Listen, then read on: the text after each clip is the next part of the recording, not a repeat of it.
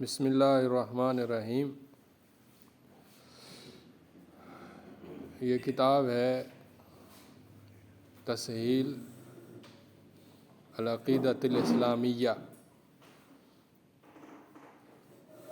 اور یہ لکھی ہے استاد دکتور عبداللہ بن عبدالعزیز الجبرین نے۔ تو یہ بڑے مشہور اور نامور عالم تھے، سعودی عرب کے تھے۔ سعودی عرب کے سب سے بڑے علماء یعنی بن باز اور شیخ صالح عثیمین کے بعد ان کا نمبر ہے۔ تیسرے نمبر پر یہ سب سے بڑے اور نمایاں عالم تھے۔ اور اگر سعودی عرب سے باہر دیکھیں تو شیخ ناصر الدین الالبانی وہ تیسرے نمبر پہ تھے، اور اگر سعودی عرب کے اندر دیکھیں تو یہ تیسرے نمبر پر سب سے بڑے تھے۔ ان کی ڈھیر ساری کتابیں ہیں، عقیدے پر، تزکیہ نفس پر، دعوت پر، اور محاضرات ہیں، اور صوتیات ہیں، مقالات ہیں، فتاوی ہیں۔ تو ان کی ویب سائٹ ہے موقع ابن الجبرین، وہاں پر ان کی ساری کتابیں بھی موجود ہیں، مقالات بھی ہیں، فتاوی بھی ہیں، صوتیات بھی ہیں، مرئیات بھی ہیں، یعنی آڈیوز بھی ہیں، ویڈیوز بھی ہیں، اور ان کا تعارف بھی تفصیل سے موجود ہے۔ یہ باقی دونوں کے بعد فوت ہوئے، بن باز اور عثیمین کے بعد ان کی وفات ہوئی 2009 کے اندر۔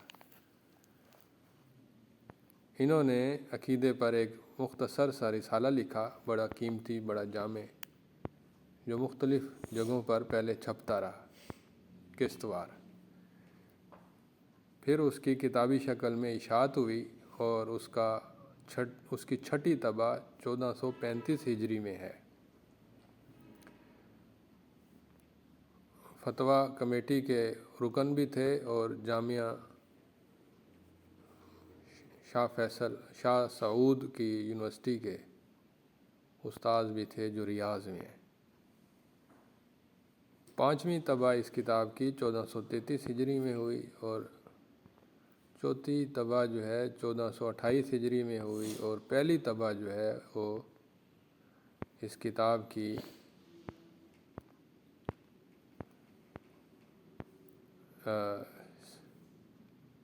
پہلی طبع کی تفصیل یہاں پہ نہیں لکھی۔ بہرحال جب یہ انہوں نے کتاب لکھ لی تو اس کتاب کو انہوں نے پیش کیا ناصر بن عبد الکریم العقل پہ، عبدالعزیز بن محمد العبداللطیف، سعد بن ناصر الشصری، فہد بن سلیمان الفہید، ان علماء کے تاثرات بھی انہوں نے حاصل کیے اور ان سے بھی مشاورت کی۔ تو یہ جو رسالہ ہے تصحیح العقیدہ، یہ رسالہ 13-14 صفحوں کا ہے، مختصر سا رسالہ ہے، لیکن بڑا مضبوط، بڑا جامع، بڑا مفید، اور اس کی شرح بھی انہوں نے خود لکھی ہے، جو 250-300 صفحوں کی ہے۔ تو ہم اس کا متن پڑھیں گے، اور جہاں پر سمجھ نہیں آئے گی وہاں پر پھر شرح دیکھیں گے۔ تو فی الحال یہ متن آپ کے سامنے ہوگا، صفحہ نمبر 15 پہ یہ متن ہے، نظر آ رہا ہے؟ صفحہ نمبر 15 پہ متن ہے، متن تصحیح العقیدہ، نہیں نظر آ رہا؟ ہاں جی، کہتے ہیں الحمدللہ وحدہ والصلاة والسلام علی من لا نبی بعدہ، اما بعد، فہذا متن فی جل مسائل الاعتقاد اختصرتہ بحسب الامکان۔ کہتے ہیں کہ یہ متن ہے عقیدے کے بڑے بڑے مسائل میں نے اس کو حتی الامکان مختصر کیا ہے تاکہ یہ طالب علموں پر آسان ہو جائے۔ متجنباً للایجاز المخلی، ایجاز سے اجتناب کیا ہے کہ جو خلل میں ڈال دے، اختصار۔ وللتلویل الذی یخرجہ عما وضع لہ، اور اس تطویل سے بھی اجتناب کیا ہے کہ جو اس کو اس کے اصل مقصد سے نکال دے۔ مختصر بھی ہے لیکن ایسا اختصار نہیں ہے کہ جو خلل میں ڈالے، اور ایسی تطویل بھی نہیں ہے کہ جو اصل مقصد سے باہر کر دے۔ وقد صدرت هذا المتن بتمہید، میں نے اس متن کی ابتدا ایک تمہید سے کی ہے۔ ذکرت فیہ بعض التعریفات العقدیۃ المہمۃ، اس میں نے بعض عقیدے کی اہم تعریفات ذکر کی ہیں۔ وخصائص العقیدۃ ووسطیتھا، اور عقیدے کی خصوصیات اور اس کا وسط ہونا۔ ثم اتبعتہ بذکر ابوابہ، پھر میں نے اس کے ابواب کا ذکر کیا ہے۔ وہی کما یلی، اور وہ اس طرح سے ہے جیسے نیچے آ رہا ہے۔ الباب الاول باب مراتب الدین، والباب الثانی باب التوحید، والباب الثالث باب نواقض التوحید، والباب الرابع باب منقصات التوحید، باب الخامس باب الولاء والبراء۔ یہ 5 باب ہیں۔ اسأل اللہ ان ينفع بهذا الجہد وان يجعلہ خالصا صوابا، وصلی اللہ علی نبینا محمد وعلی آلہ وصحبہ وسلم۔ تمہید میں کہتا ہے العقیدۃ ہی الایمان الجازم باللہ تعالی، عقیدہ اللہ پر جازم ایمان کا نام ہے۔ عقیدہ اللہ پر پختہ قطعی ایمان کا نام ہے۔ وبما یجب لہ من التوحید، اور جو اللہ کے لیے واجب ہے توحید اختیار کرنا اور ایمان لانا اس کے فرشتوں پر اور اس کی کتابوں پر اور اس کے رسولوں پر اور قیامت کے دن پر اور تقدیر پر، اس کے خیر اور شر پر۔ وبما یتفرع عن هذه الاصول، اور جو ان اصولوں سے فروعات پھوٹتی ہیں ان پر ایمان لانا۔ ویلحق بها مما هو من اصول الدین، اور جو اس توحید کے ساتھ لاحق ہوتا ہے، یا جو اس ایمان کے ساتھ چیزیں لاحق ہوتی ہیں دین کے اصولوں سے، اسے عقیدہ کہتے ہیں۔ عقیدہ ایمان کا نام ہے، اور ایمان علم پر مبنی ہوتا ہے، جہالت پر مبنی نہیں ہوتا۔ اگر عقیدہ علم پر مبنی نہ ہو تو وہ توہم کہلاتا ہے، توہم۔ جیسے پرانے دور میں لوگ کہتے تھے کہ یہ جو زمین ہے نا، اس میں زلزلہ اس وقت آتا ہے جب وہ زمین کو ایک بیل نے اپنے سینگ پر اٹھایا ہوا ہے۔ جب وہ سینگ بدلتی ہے نا، وہ بیل سینگ بدلتا ہے تو پھر وہ زلزلہ آ جاتا ہے۔ یہ ایک ان کی اپنی بنائی ہوئی بات تھی، اس میں کوئی حقیقت نہیں تھی۔ اس قسم کا کوئی عقیدہ ہو اسے کہتے ہیں ڈاگما، انگریزی میں DOGMA، ڈاگما۔ تو یہ ڈاگما ان کی اصطلاح ہے جو فلسفی ہیں۔ ہمارے دین کے اصطلاح میں عقیدہ ایمان پر مبنی ہوتا ہے، اور ایمان عقل اور شعور اور فکر اور دلائل پر مبنی ہوتا ہے، جبکہ ڈاگما جو ہے توہمات پر مبنی ہوتا ہے۔ ٹھیک ہے؟ تو جو لوگ اللہ رسول آخرت کو نہیں مانتے وہ ہمارے عقائد کو بھی ڈاگماز کہتے ہیں۔ اللہ پر ایمان ڈاگما ہے، رسول پر ایمان ڈاگما ہے، فرشتوں پر ایمان ڈاگما ہے ان کے نزدیک۔ ہمارے نزدیک یہ دلائل سے ثابت ہے کہ اللہ کا وجود ہے، اللہ رب ہیں، اللہ معبود ہیں، اللہ کے سوا کوئی شریک نہیں، اللہ کا کوئی شریک نہیں، اللہ کی تقدیر ہے، خیر بھی اور شر بھی۔ وللعقیدۃ الصحیحۃ اسماء متعددۃ، صحیح عقیدہ کے کئی نام ہیں، ان میں سے اہم نام یہ ہیں: اہم و سنت و اصول الدین والفقہ الاکبر۔ یہ صحیح عقیدہ کے یہ بڑے بڑے نام ہیں۔ والمتمسکون بالعقیدۃ الصحیحۃ ہم اہل السنۃ والجماعۃ، جو صحیح عقیدہ کو پکڑنے والے لوگ ہیں وہ اہل السنہ والجماعت کہلاتے ہیں۔ وہم المتمسکون بالعقیدۃ التی کان علیہ رسول اللہ صلی اللہ علیہ وسلم واتفق علیہ اصحابہ رضی اللہ عنہم، ویسمى اہل السنۃ والجماعۃ اصحاب الحدیث او اہل الحدیث، وہم الفرقۃ المنصورہ والفرقۃ الناجیہ۔ اہل سنہ وہ عقیدے کو پکڑتے ہیں جس پر اللہ کے رسول صلی اللہ علیہ وسلم تھے اور جس پر صحابہ متفق تھے، اور اہل سنت والجماعت کا نام اصحاب الحدیث بھی رکھا جاتا ہے اور اہل الحدیث بھی رکھا جاتا ہے، اور وہی فرقہ منصورہ ہیں اور وہی فرقہ ناجیہ ہیں۔ والسلف ہم اصحاب النبی صلی اللہ علیہ وسلم، سلف جو ہیں وہ نبی صلی اللہ علیہ وسلم کے اصحاب ہیں۔ ومن اتبعہم وسار علی طریقتہم من ائمۃ الدین من اہل القرون الثلاثۃ المفضلۃ، سلف جو ہیں وہ نبی صلی اللہ علیہ وسلم کے اصحاب ہیں اور جو ان کے پیروکار ہیں اور جو ان کے طریقے پر چلے دین کے اماموں میں سے اور فضیلت والے 3 صدیوں میں سے، 3 صدی کے اہل میں سے وہ سلف صالحین ہیں۔ ویقابل السلف الخلف، سلف کے مقابلے میں خلف کا لفظ ہے۔ وہم من خالف طریقۃ النبی صلی اللہ علیہ وسلم اصحابہ فی باب العقائد،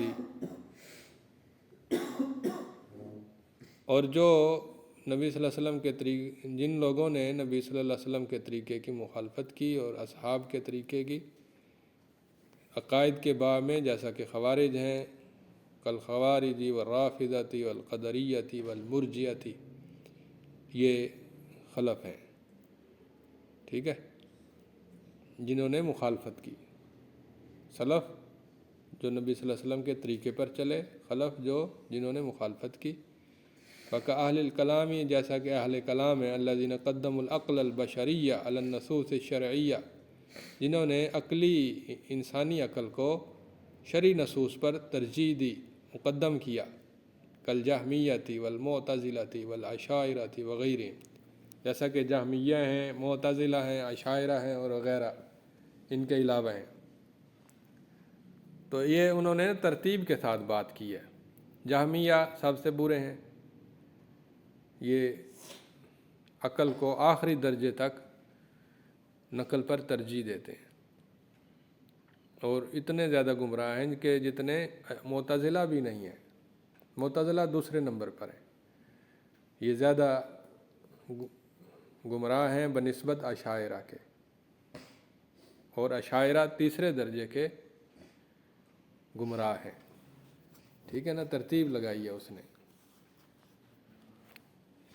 اسی طرح اوپر بھی ترتیب ہے، کل خوارج یہ سب سے پہلے پیدا ہوئے، والرافضہ اور روافض، والقدریہ والمرجیہ۔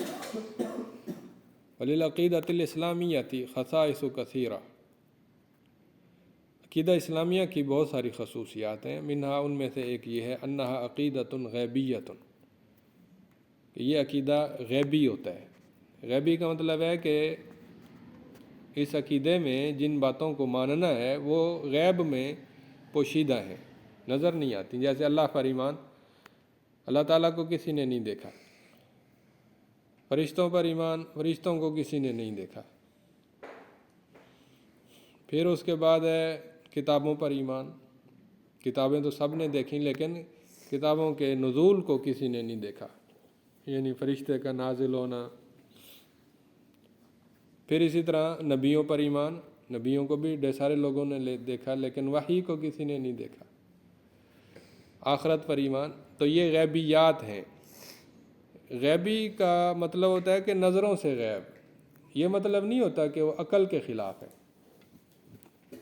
مثال کے طور پر یہ بجلی ہے، جب کرنٹ کھڑا ہو سوئچ کے اندر تو ہمیں نظر نہیں آتا کہ کرنٹ ہے یا نہیں ہے، لیکن ہمیں یقین ہوتا ہے کہ ہے۔ تو غیبی بھی ایسے ہی ہے، اللہ پر ایمان، نظر اللہ تعالیٰ نظر نہیں آتے لیکن یقین مکمل ہے 100% کہ اللہ کا وجود ہے، کیونکہ دلائل اتنے ہیں کہ جس کا انکار ممکن نہیں ہے۔ اسی طرح فرشتے، اسی طرح سے آخرت۔ وَأَنَّهَا عَقِیدَةٌ تَوْقِیفِیَّہ، اسلامی عقیدہ توقیفیہ ہے۔ توقیفیہ کا مطلب اللہ نے اپنے رسولوں کے اور اپنے کتابوں کے ذریعے سے ہمیں بتایا ہے۔ اگر اللہ تعالیٰ نہ بتاتے تو پھر ہم نعوذ باللہ ہم مشرک ہوتے، سورج کو پوجتے، پتھروں کو پوجتے، درختوں کو پوجتے، جیسا کہ دنیا پوج رہی ہے ابھی بھی۔ تو یہ اللہ نے اپنے رسولوں کتابوں کے ذریعے ہم تک اپنی بات پہنچائی کہ اللہ کا وجود ہے، اللہ اکیلے ہیں، اور یہ توقیفی بھی ہے اور یہ عقلی بھی ہے، جیسا کہ قرآن کے اندر دلائل موجود ہیں اور انسان کی فطرت عقل بھی گواہی دیتی ہے۔ وَأَهْلُ السُّنَّةِ وَالْجَمَاعَةِ وَسْطٌ بَيْنَ فِرَقِ الضَّلَالِ، اہل سنت والجماعت وسط ہیں، درمیانے ہیں گمراہ فرقوں کے درمیان۔ فَهُمْ وَسْطٌ فِي أَسْمَاءِ اللَّهِ تَعَالَى وَصِفَاتِهِ بَيْنَ الْمُعَطِّلَةِ وَالْمُمَثِّلَةِ، وہ وسط ہیں اللہ کے ناموں میں اور اس کی صفتوں میں معطلہ کے درمیان اور ممثلہ کے درمیان۔ معطلہ جو بالکل انکار کر دیں اللہ کی صفتوں کا، اور ممثلہ جو اللہ کی صفتوں کو انسانوں کی صفتوں کے ہم مثل قرار دے دیں، وہ ممثلہ ہے۔ معطلہ کی مثال ہے جیسے کہ فلاسفہ اور سائنسدانوں کا کہنا ہے کہ اللہ تو ہے لیکن نہ اس کے ہاتھ ہیں، نہ اس کے پاؤں ہیں، نہ قدم ہیں، نہ اس کا چہرہ ہے، بس وہ ایک انرجی ہے، ایک علت العلل ہے بس۔ یہ معطلہ جہمیہ کا نظریہ ہے۔ اور ممثلہ وہ ہیں جو کہتے ہیں کہ اللہ کی صفتیں اور اللہ کے نام وہ انسانوں جیسی ہے، چنانچہ وہ بت بناتے ہیں اور پھر بتوں میں سمجھتے ہیں کہ اللہ تعالیٰ ان بتوں کے اندر موجود ہیں۔ وَيُؤْمِنُونَ بِجَمِيعِ أَسْمَاءِ اللَّهِ وَصِفَاتِهِ ثَابِتَةِ فِي النُّصُوصِ الشَّرْعِيَّةِ، اہل سنت ایمان لاتے ہیں اللہ کے تمام ناموں پر، اللہ کی تمام صفتوں پر جو ثابت ہیں شرعی نصوص کے ساتھ، جبکہ معطلہ اور ممثلہ وہ یا تو اس بات میں غلو کرتے ہیں یا نفی میں غلو کرتے ہیں۔ وَيُؤْمِنُونَ بِأَنَّ جَمِيعَ صِفَاتِ اللَّهِ تَعَالَى صِفَاتٌ حَقِيقِيَّةٌ، اور وہ ایمان لاتے ہیں کہ اللہ کی تمام صفتیں حقیقی صفتیں ہیں، تلیق بجلالہ تعالی، اللہ کی بزرگی کے لائق ہیں، ولا تماثل صفات المخلوقین، اور وہ مخلوق کی صفتوں کے مماثل نہیں ہیں۔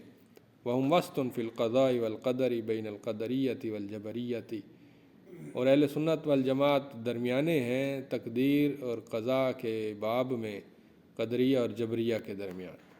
ویؤمنون، اور وہ ایمان لاتے ہیں بأن العباد فاعلون حقیقتاً، کہ بندے فاعل ہیں اپنے اعمال کے حقیقی طور پر، وأن لهم مشیۃ تحت مشیۃ اللہ تعالی، اور ان کے لیے مشیت ہے اللہ کی مشیت کے ماتحت، وأن افعالهم واقعۃ بتقدیر اللہ تعالی، اور ان کے افعال واقع ہوتے ہیں اللہ کی تقدیر کے مطابق، المتضمن علمہ و کتابتہ لہا، اللہ کی تقدیر ضمن میں لیتی ہے اللہ کے علم کو بھی اور اللہ کی کتابت کو بھی۔ ومشیۃہ النافذۃ لوقوعہا، اور اللہ کی مشیت ان افعال کے وقوع کو نافذ کرنے والی ہے، وخلقہ لہا، اور اس کو پیدا کرنے والی ہے۔ یہ تقدیر کا مسئلہ ہو گیا۔ وہم وسط، اور اہل سنت وسط ہیں فی الوعد والوعید، وعد اور وعید کے درمیان۔ وعد اور وعید کے مسئلے میں بھی وہ اہل وسط ہیں، بین الوعیدیۃ والمرجیۃ، وعیدیہ اور مرجیہ کے درمیان۔ وعیدیہ جو وعیدوں پر زیادہ زور دیتے ہیں جیسے خوارج ہیں، خوف بہت زیادہ ان کے اندر ہوتا ہے، اور مرجیہ جو ہے وہ وعدوں پر زیادہ امیدیں لگاتے ہیں، تو ان کے اندر خوف کم ہوتا ہے، امیدیں زیادہ ہوتی ہیں۔ فَهُمْ يُؤْمِنُونَ بِأَنَّ الْمُسْلِمَ إِذَا ارْتَكَبَ مَعْصِيَةً مِنَ الْكَبَائِرِ، اور وہ ایمان رکھتے ہیں کہ مسلمان جب کسی بڑے گناہ کا مرتکب ہو، غیر المکفرۃ، جو کہ کفر والا گناہ نہ ہو، لا یخرج من الاسلام، وہ اسلام سے خارج نہیں ہوتا۔ وَأَنَّهُ فِي الْآخِرَةِ تحت مشیت اللہ تعالیٰ، اور آخرت میں وہ اللہ کی مشیت کے ماتحت ہوگا۔ ان شاء عفا عنہ و ان شاء عذبہ، اگر اللہ چاہے گا تو اسے معاف کر دے گا، اور اگر اللہ چاہے گا تو اسے عذاب دے گا تاکہ اسے پاک صاف کر دے گا گناہوں سے۔ ثم یدخلہ الجنہ، پھر اسے جنت میں داخل کر دے گا۔ وَيَعْتَقِدُونَ، اور وہ عقیدہ رکھتے ہیں، انہ یجب علی المسلمین السمع والطاعۃ فی المعروف، کہ مسلمانوں پر واجب ہے سمع اور اطاعت، یعنی اپنے حاکموں کی بات کو سننا اور ان کی اطاعت کرنا، فی المعروف، معروف نیکی کے کاموں میں۔ لمن تولی امرہم من المسلمین، جو ان کے معاملات کا والی ہو مسلمانوں میں سے۔ وَأَنَّهُ يَحْرُمُ الْخُرُوجُ عَلَيْهِ، اور اس حاکم پر خروج حرام ہے، حاکم کے خلاف خروج حرام ہے، ما لم یقع فی الکفر البواح، جب تک کہ وہ کفر بواح میں واقع نہ ہو۔ وہم وسط فی الصحابۃ بین الشیعۃ الرافضۃ والخوارج، اور اہل سنت درمیانے ہیں صحابہ کے امور میں بھی، شیعہ، رافضہ اور خوارج کے درمیان۔ وَيُحِبُّونَ جَمِيعَ أَصْحَابِ النَّبِيِّ صلی اللہ علیہ وسلم، تو وہ محبت کرتے ہیں نبی صلی اللہ علیہ وسلم کے تمام اصحاب سے۔ وَيَتَرَضُّونَ عَنْهُمْ، اور ان سے راضی ہوتے ہیں۔ وَيُمْسِكُونَ عَمَّا حَصَلَ بَيْنَهُمْ، اور وہ رک جاتے ہیں ان جھگڑوں پر بات چیت کرنے سے جو ان کے درمیان جھگڑے واقع ہوئے۔ تو وہ صحابہ کے درمیان ہونے والے مشاجرات کے بارے میں خاموشی اختیار کرتے ہیں اور ان کا معاملہ اللہ کے سپرد کرتے ہیں۔ یہ تھی تمہید تھی عقیدے کے اندر، بڑی دلچسپ اور بڑی مفید۔ سب سے پہلے اس نے تعریفیں بیان کی عقیدے کی، عقیدے کے نام بتائے، پھر اس کے بعد اس نے اہل سنت والجماعت کا تعارف کرایا، پھر اصحاب الحدیث، اہل الحدیث کا، اور پھر سلف صالحین، پھر خلف کا، پھر عقیدہ اسلامیہ خصوصیات، پھر اہل سنت کا وسط ہونا مختلف طریقوں سے، اور پھر اس کے بعد باب اول اب شروع ہونا ہے۔ 5 باب ہیں، یہ پہلا باب ہے مراتب الدین، دین کے مراتب۔ لدین اللہ تعالیٰ 3 مراتب، اللہ کے دین کے لیے 3 مرتبے ہیں۔ وہی الاسلام والایمان والاحسان، یہ اسلام ہے، ایمان ہے اور احسان ہے۔ حدیث جبریل کے مطابق 3 مراتب ہیں۔ اسلام ظاہر، یعنی دین کو قبول کرنا، اور ایمان اس کا قلبی پہلو ہے، اور احسان آخری درجہ ہے۔ اس کی تفصیل جیسا کہ آ رہی ہے۔ الفصل الاول الاسلام، اذا اطلق لفظ الاسلام مفردا ارید به دین اللہ کلہ، جب لفظ اسلام بولا جائے اکیلا، بغیر کسی تقابل کے، بغیر کسی ایمان کے، اکیلا اسلام لفظ آئے تو اس سے مراد اللہ کا پورا دین ہوتا ہے۔ وَإِن ذُكِرَ مَقْرُونًا بِالْإِيمَانِ، اور اگر یہ لفظ ملا ہوا ہو ایمان کے لفظ کے ساتھ، تو ارید بہ الاعمال والاقوال ظاہرہ، تو پھر یہ ایمان کے مقابلے میں اعمال اور اقوال ظاہرہ پر بولا جاتا ہے۔ ٹھیک ہے، اگر اکیلا آئے تو یہ اس سے دین مراد ہے، دین اسلام، اور اگر یہ ایمان کے مقابلے میں آئے تو پھر اس سے مراد ظاہری اعمال ہیں۔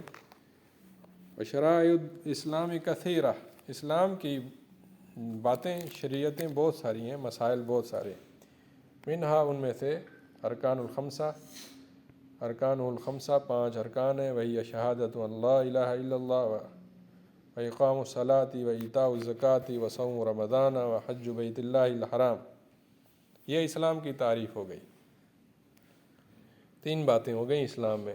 مفرد آئے تو دین اسلام مراد ہے، ایمان کے مقابلے میں آئے تو اعمال ظاہرہ مراد ہیں، اور اسلام کے شرائع میں ارکان 5 سب سے اہم ہے۔ الفصل الثانی الایمان، اذا اطلق لفظ الایمان مفردا ارید به دین اللہ کلہ، جب لفظ ایمان بھی مطلق بولا جائے اکیلا تو اس سے اللہ کا پورا دین مراد ہے۔ الایمان بهذا الاطلاق هو قول باللسان واعتقاد بالجنان وعمل بالجوارح، تو ایمان اس اطلاق کے ساتھ زبان کے قول کا نام ہے اور دل کے اعتقاد کا نام ہے اور اعضاء کے عمل کا نام ہے۔ فہو بہذا الاطلاق، وہ اس اطلاق کے ساتھ قول و نیت و عمل، زبان کا اعتراف ہے اور دل کی نیت ہے اور اعضاء کا عمل ہے۔ یہ تین چیزیں ہیں اور تین چیزوں سے مل کر ایمان بنتا ہے۔ اور یہ جو لفظ ہے ایمان، یہ کفر کے مقابلے میں ہے، اور اہل سنت کے نزدیک تینوں چیزیں ضروری ہیں۔ والعمل رکن فی الایمان لا یصح الایمان الا به، عمل کرنا یعنی نیک اعمال کرنا یہ ایمان میں رکن ہے۔ لا یصح الایمان الا به، اس کے بغیر ایمان صحیح نہیں ہوتا۔ فمن ترک العمل بجمیع ما اوجبہ اللہ تعالی کفر اجماعا، جو ہر قسم کا عمل چھوڑ دے، نیکی کا کوئی کام نہ کرے، جو اللہ نے واجب کیا ہے تمام چیزوں کو چھوڑ دے، تو وہ کافر ہو جائے گا اجماعی طور پر۔ یعنی ایمان کے اندر جو عمل ہے، مثلاً وہ شرک والے کام کرتا ہے یا کفر والے کام کرتا ہے یا اللہ کے دین کا مذاق اڑاتا ہے یا نعوذ باللہ قرآن پاک کو زمین پہ رکھ کے اس پر پاؤں ڈال دیتا ہے، تو اس قسم کے عمل جو ہیں یہ ایمان سے خارج کر دیتے ہیں، یا وہ نیکیوں کے سارے کام چھوڑ دیتا ہے۔ اما اذا اطلق لفظ الایمان مقرونا بالاسلام فیراد به حینئذ الاعتقادات الباطنہ، البتہ جب ایمان کا لفظ اسلام کے مقابلے میں آئے، دونوں پہلو بہ پہلو آئیں، تو پھر اس سے مراد جو ہوگا وہ باطنی اعتقادات ہوں گے، ایمان، پھر دل کا ایمان مراد ہوگا۔ والایمان بہذا الاطلاق لہ ارکان ستۃ، اگر ہم ایمان کو دل کے اعتقاد پر محمول کریں تو اس اطلاق کے ساتھ ایمان کی 6 چیزیں مشہور ہیں، 6 ارکان ہیں۔ الرکن الاول الایمان باللہ تعالی، پہلا رکن اللہ پر ایمان لانا، ویتضمن الایمان بوجود اللہ تعالی واعتقاد تفردہ فی ربوبیتہ والوہیتہ واسمائہ وصفاتہ، پہلا رکن ہے اللہ پر ایمان، اور یہ شامل ہے اللہ کے وجود کو تسلیم کرنے سے اور اس کو اکیلا ماننا اس کی ربوبیت میں اور اس کی الوہیت میں اور اس کے اسماء و صفات میں۔ دوسرا جو رکن ہے وہ ہے ایمان بالملائکہ،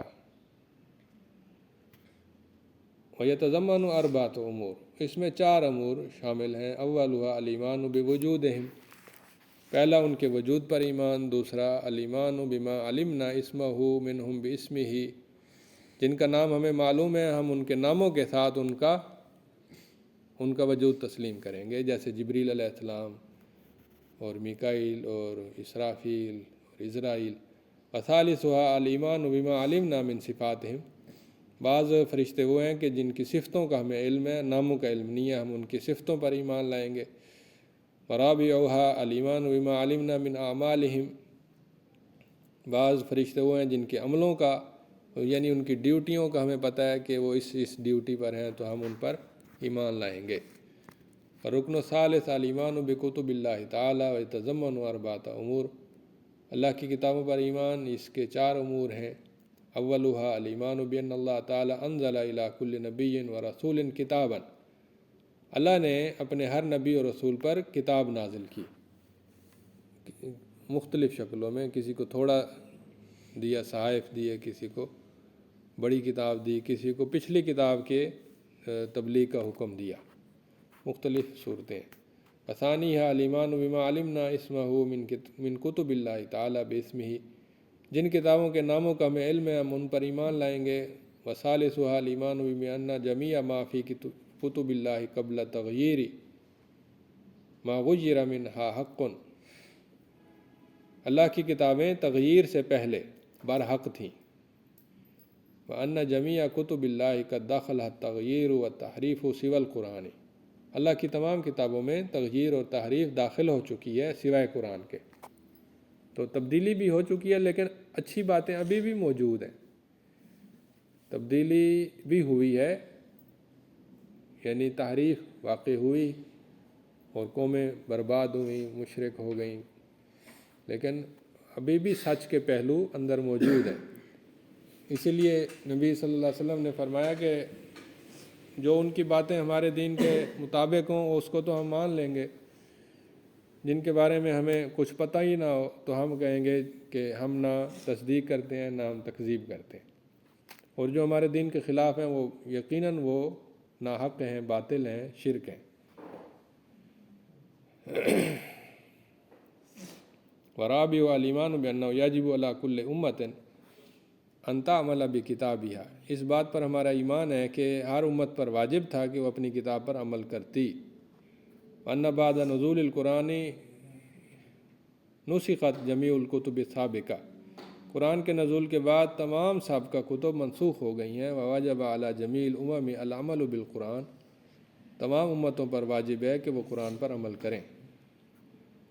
الرکن الرابع الایمان برسل اللہ تعالی و انبیائہ علیہم السلام یتضمن ثلاثۃ امور۔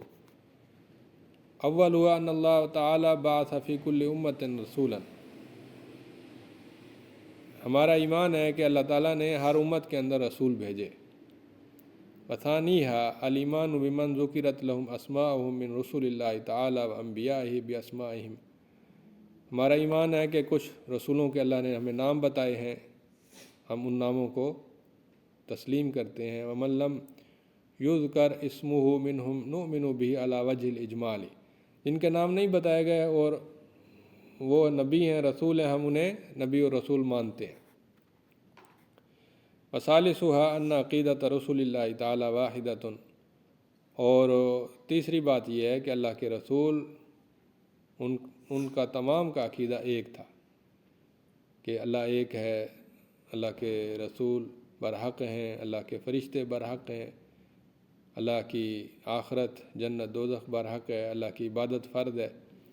یہ تمام رسولوں کا عقیدہ تھا اور ایک ہی عقیدہ تھا۔ وَأَمَّا شَرَائِعُهُمْ، لیکن جو ان کے مسائل تھے، شریعتیں تھیں، وہ مختلف تھیں، فی تفصیلات یا احکامیہ، اپنی تفصیلات کے اندر۔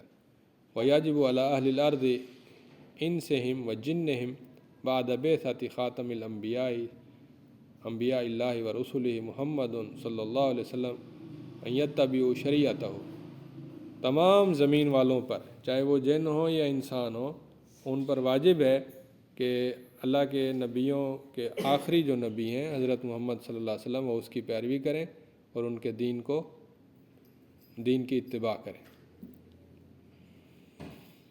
اچھا جی، الرکن الخامس من ارکان الایمان الایمان بالیوم الآخر، وہو یتضمن امورا کثیرہ، آخرت پر ایمان بہت ساری چیزوں کو شامل کرتا ہے۔ اہمھا ستۃ امور، ان میں سے جو اہم ہیں وہ 6 امور ہیں۔ اول ہوا فتنۃ القبر، وثانیہ نعیم القبر وعذابہ، پہلا ہے قبر کا فتنہ، یعنی قبر میں سوال ہوں گے، من ربک ما دینک من نبیک، یہ قبر کا فتنہ یعنی آزمائش ہے، قبر کے 3 سوال۔ دوسرا یہ ہے کہ قبر میں نعمتیں بھی ہوں گی اور عذاب بھی ہوں گے۔ اللہ تعالیٰ ایک کھڑکی کھولیں گے جنت سے، اور جنت کی خوشبوئیں، ہوائیں، ٹھنڈی باتیں، نظارے اچھے ہوں گے، اور اسی طرح جہنم کی کھڑکی کھل جائے گی مجرموں کے لیے، جہنم کے نظارے، اس کی لو، اس کے تھپیڑے، وہ بھی انسان کو قبر کے اندر محسوس ہوں گے۔ وثالثھا النفخ فی الصور، اور تیسری جو چیز ہے وہ ہے کہ سور پھونکا جائے گا، اور چوتھی چیز ہے البعث، ساری انسانیت، تمام انسانی مخلوق کو سب کے سب دوبارہ زندہ ہو جائیں گے۔ وخامسھا ما یکون فی یوم القیامۃ من حساب وغیرہ، پانچویں چیز یہ ہے کہ قیامت کے دن حساب ہوگا، اللہ تعالیٰ میزان ترازو سے اعمال چیک کریں گے۔ وسادسھا الجنۃ والنار، اور چھٹی چیز ہے جنت اور جہنم۔ والرکن السادس من ارکان الایمان الایمان بالقدر خیرہ وشرہ، اور چھٹا جو رکن ہے وہ ایمان کا، وہ تقدیر پر ایمان ہے، اس کے خیر پر بھی اور اس کے شر پر بھی۔ الفصل الثالث الاحسان، ولیل درجاتانی و مقامانی، احسان کے 2 درجے ہیں اور 2 مقام ہیں۔ پہلا زیادہ بلند ہے اور وہ ہے مشاہدے کا مقام، کہ ہم اللہ تعالیٰ کی ایسے عبادت کریں جیسے ہم اللہ کو دیکھ رہے ہوں، یہ زیادہ بلند ہے۔ وثانی اور دوسرا مقام ہے مقام الاخلاص، کہ اگر ہم اللہ کو نہیں دیکھ رہے تو اللہ ہمیں دیکھ رہا ہے، اور ہم ایسے ہی عبادت کریں جیسے اللہ ہمیں دیکھ رہا ہے۔ تو یہاں پر پہلا باب مکمل ہو گیا۔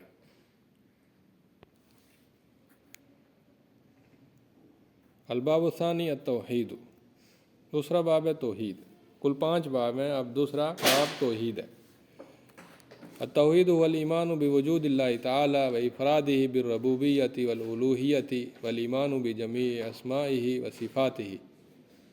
توحید کا معنی ہے کہ اللہ کے وجود پر ایمان لانا اور اس کو اکیلا قرار دینا، اس کی ربوبیت کے ساتھ، اس کی الوہیت کے ساتھ، اور اس کے تمام ناموں اور صفتوں پر ایمان لانا۔ وللتوحید ثلاثۃ انواع، توحید کی 3 قسمیں ہیں: توحید ربوبیت، توحید الوہیت، توحید اسماء و صفات۔ پہلی فصل ہے توحید ربوبیت۔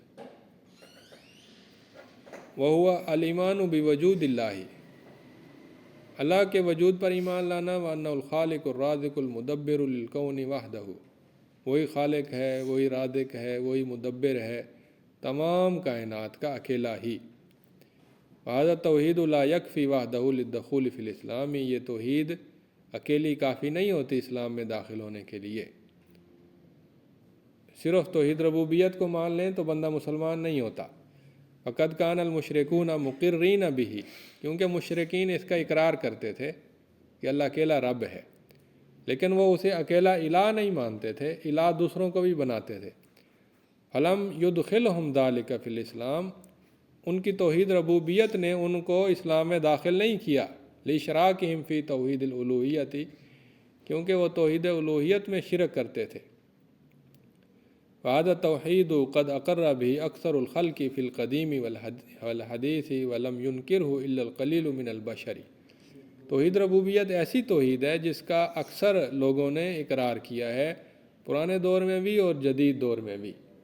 پرانے دور بھی توحید میں اللہ کو مانتے تھے اکیلا، اللہ اکیلا رب ہے، اور نہیں اس کا انکار کیا مگر بہت تھوڑے لوگوں نے جو اللہ کے وجود کے منکر ہیں، اللہ کی ربوبیت کے منکر ہیں۔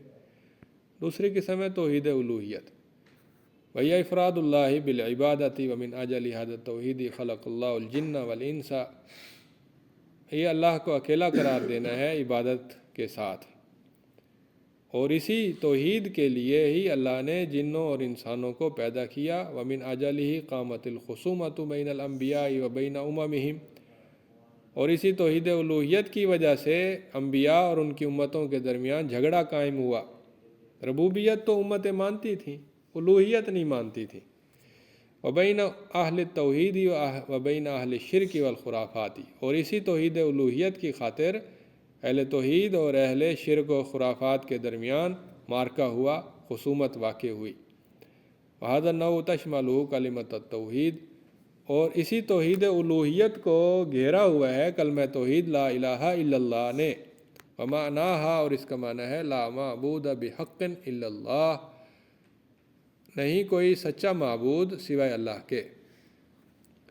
وَلِهَذِهِ الْكَلِمَةِ سَبْعَةُ شُرُوطٍ، اور اس کلمہ طیبہ کے 7 شرطیں ہیں۔ الاول العلم بمعناہا، پہلی شرط یہ ہے کہ کلمہ توحید کا معنی کا علم ہو۔ وثانیہا، اور دوسری شرط یہ الیقین، یقین ہو۔ وثالثھا القبول، اور تیسری شرط یہ ہے کہ کلمہ توحید کو قبول کیا جائے، اس کو رد نہ کیا جائے۔ ورابعھا الانقیاد، اور چوتھی چیز ہے کہ اس کی پابندی اختیار کی جائے، جو اس کلمے کا مقصد ہے، معنی ہے، مفہوم ہے، جو اس کے لوازمات ہیں، اس کی پابندی اختیار کی جائے۔ وخامسھا صدق، اور 5ویں چیز ہے کہ اس کلمے کے ساتھ وفاداری کی جائے، اس کو دل و جان سے تسلیم کیا جائے، اس کے ساتھ سچائی اختیار کی جائے، تکذیب نہ کی جائے۔ وسادسھا الاخلاص، اور 6ٹھی چیز ہے اخلاص ہو، یعنی ریاکاری نہ ہو۔ وسابعھا المحبت، اور 7ویں چیز ہے کہ اس کلمے کے ساتھ محبت کی جائے، یعنی اس کو سچ ماننے کے ساتھ ساتھ اس کے ساتھ محبت بھی ہو، کراہت یا بغض یا کینہ نہ ہو۔ وَلِهَذِهِ الْكَلِمَةِ نَوَاقِضُ كَثِيرَةٌ تَجْتَمِعُ فِي ثَلَاثَةِ نَوَاقِضَ، اس کلمے کے نواقض ہیں ڈھیر سارے، لیکن ان سب کو جمع کریں تو وہ 3 نواقض بنتے ہیں۔ پہلا ناقض ہے الشرک الاکبر، وثانیہ الکفر الاکبر، وثالثها النفاق الاعتقادی۔ والعبادۃ اسم جامع لكل ما يحبه الله ويرضاه من الاقوال والافعال الظاہرۃ والباطنۃ۔ عبادت سے مراد ہر وہ چیز ہے جس سے اللہ محبت کریں اور جس سے اللہ راضی ہوں، چاہے وہ ظاہری اقوال افعال ہوں، چاہے وہ باطنی اقوال و افعال ہوں، اسے عبادت کہتے ہیں۔ ہر وہ چیز جس سے اللہ محبت کریں اور جس سے راضی ہوں۔ وَيَّتَنْ قَسِمُ إِلَىٰ قِسْمَيْنِ، اس کی 2 قسمیں ہیں۔ اولہما العبادۃ المحضۃ، پہلی قسم ہے خالص عبادتیں۔ وَهِيَ كُلُّ فعل قول او فعل هو عبادۃ من اصل مشروعیتہ ودل الدلیل علی تحریم صرفہ لغیر اللہ، ہر وہ قول اور فعل جو عبادت ہو اپنی اصل مشروعیت میں اور دلیل دلالت کرتی ہو کہ اس کو غیر اللہ کے لیے نہ بجا لایا جائے، یہ عبادت محضہ ہیں، خالص عبادتیں۔ وتشمل العبادات، اور یہ جو عبادات محضہ ہیں یہ شامل ہیں، گھیرتی ہیں قلبی عبادات کو، والقولیۃ، وتشمل العبادات القلبیۃ والقولیۃ والبدنیۃ والمالیۃ، عبادتیں گھیرتی ہیں قلبی عبادات کو اور قولی اور بدنی اور مالی عبادات کو۔ وثانیہما العبادات غیر المحضہ، دوسری قسم وہ ہے کہ جو خالص نہیں ہے، وہی الاعمال والاقوال التی لیست عبادات من اصل مشروعیتہا، یہ وہ اقوال اور افعال ہیں جو اصل مشروعیت میں عبادات نہیں ہیں، ولکنھا تتحول بالنیت الصالحۃ الی عبادات، لیکن وہ اچھی نیتوں کے ساتھ عبادات میں تبدیل ہو جاتی ہیں۔ جیسا کہ کھانا کھانا عبادت نہیں ہے، لیکن اگر نیت یہ ہو کہ میں اللہ کو راضی کرنے والے کام کروں گا اور اس خوراک کے ذریعے جو توانائی قوت حاصل ہوگی وہ اللہ کے دین میں خرچ کروں گا، جہاد کروں گا، تو پھر کھانا بھی عبادت ہے۔ وتشمل فعل الواجبات والمندوبات والمباحات، اور یہ جو دوسری قسم ہے یہ شامل ہے واجبات، دین کے واجبات کے کرنے کو اور مندوبات کے کرنے کو اور مباحات کو، وترک المحرمات والمکروہات، اور محرمات کو چھوڑ دینا اور مکروہات کو چھوڑ دینا۔ فَإِذَا ابْتَغَى الْمُسْلِمُ بِهَذَا الْفِعْلِ أَوِ التَّرْكِ وَجْهَ اللَّهِ تَعَالَى، جب کوئی مسلمان ان افعال کو کرنے کے ساتھ، یعنی نیکی والے افعال کرنے کے ساتھ اور برے کاموں کو چھوڑنے کے ساتھ اللہ کے چہرے کو تلاش کرے، اللہ کی رضا کو تلاش کرے، كَانَ ذَلِكَ عِبَادَةً يُثَابُ عَلَيْهَا، تو یہ چیز عبادت کہلائے گی اور اس پر ثواب بھی دیا جائے گا۔ وَلِقَبُولِ الْعِبَادَةِ شرطان، عبادت کی قبولیت کی 2 بڑی شرطیں ہیں۔ اولها الاخلاص، پہلی اخلاص ہے، وثانی موافقت شرع اللہ تعالی، دوسری ہے کہ اللہ کی شریعت کی موافقت اختیار کی جائے، اخلاص اور موافقت۔ وعبادۃ اللہ ترتکز علی اصول 3، اور اللہ کی عبادت مرکوز ہوتی ہے 3 بڑے اصولوں پر۔ اولها المحبت، پہلی یہ کہ اللہ سے محبت کی جائے، اس کے احسان اکرام اور اس کی نعمتوں کا اعتراف کیا جائے۔ وثانیہ الخوف، اور دوسرا یہ ہے کہ اللہ سے خوف اختیار کیا جائے کہ وہ رب ہے، الہ ہے، زندگی موت ہر چیز اس کے ہاتھ میں ہے۔ وثالثہ الرجاء، اور تیسری یہ ہے کہ اسے امیدیں رکھی جائیں۔ یہ تینوں چیزیں اکٹھی ہوں گی تو عبادت کے اصول مکمل ہوں گے۔ اگر ان میں سے کوئی ایک چیز کم ہو تو پھر وہ انسان گمراہ ہو جائے گا۔ چلیں بس فی الحال ہم یہاں پر ختم کرتے ہیں۔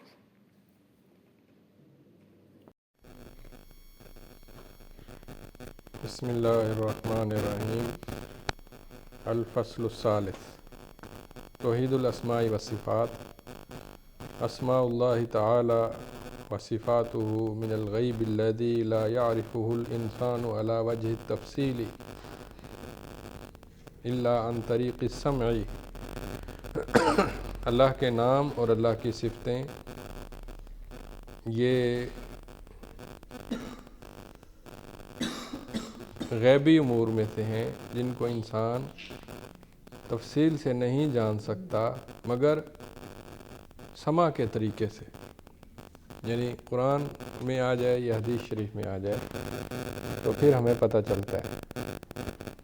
اگر ہم صرف عقل کے ذریعے معلوم کرنا چاہیں تو ہم اللہ کی صفتیں اور اللہ کے نام معلوم نہیں کر سکتے۔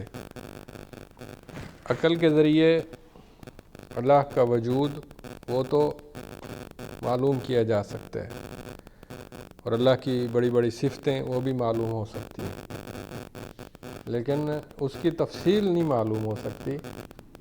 چنانچہ دنیا میں اللہ کا وجود تسلیم کرنے والے تو بے شمار ہیں، بلکہ جمہور ہیں، اکثر لوگ، چاہے وہ مسلمان ہوں یا غیر مسلم ہوں، لیکن وہ اللہ کے وجود کو تسلیم کرتے ہیں اور اس کی بڑی بڑی صفتیں بھی مانتے ہیں، لیکن اس کی جو تفصیلات ہیں وہ انسانی عقل ان کو نہیں پہچان سکتی جب تک کہ قرآن حدیث کی دلالت نہ ہو، یعنی اللہ کی طرف سے تعلیم نہ ہو، معرفت نہ ہو۔ فلا يمكن للعقل البشری ان يستقل بالنظر فی اسماء اللہ و صفاتہ، انسانی عقل کے لیے ممکن نہیں ہے کہ وہ مستقل طور پر نظر ڈال سکے اللہ کے ناموں میں اور اللہ تعالیٰ کے صفتوں میں، اور انسانی عقل اس طرح کا غور و فکر کر کے کوئی چیز معلوم نہیں کر سکتی۔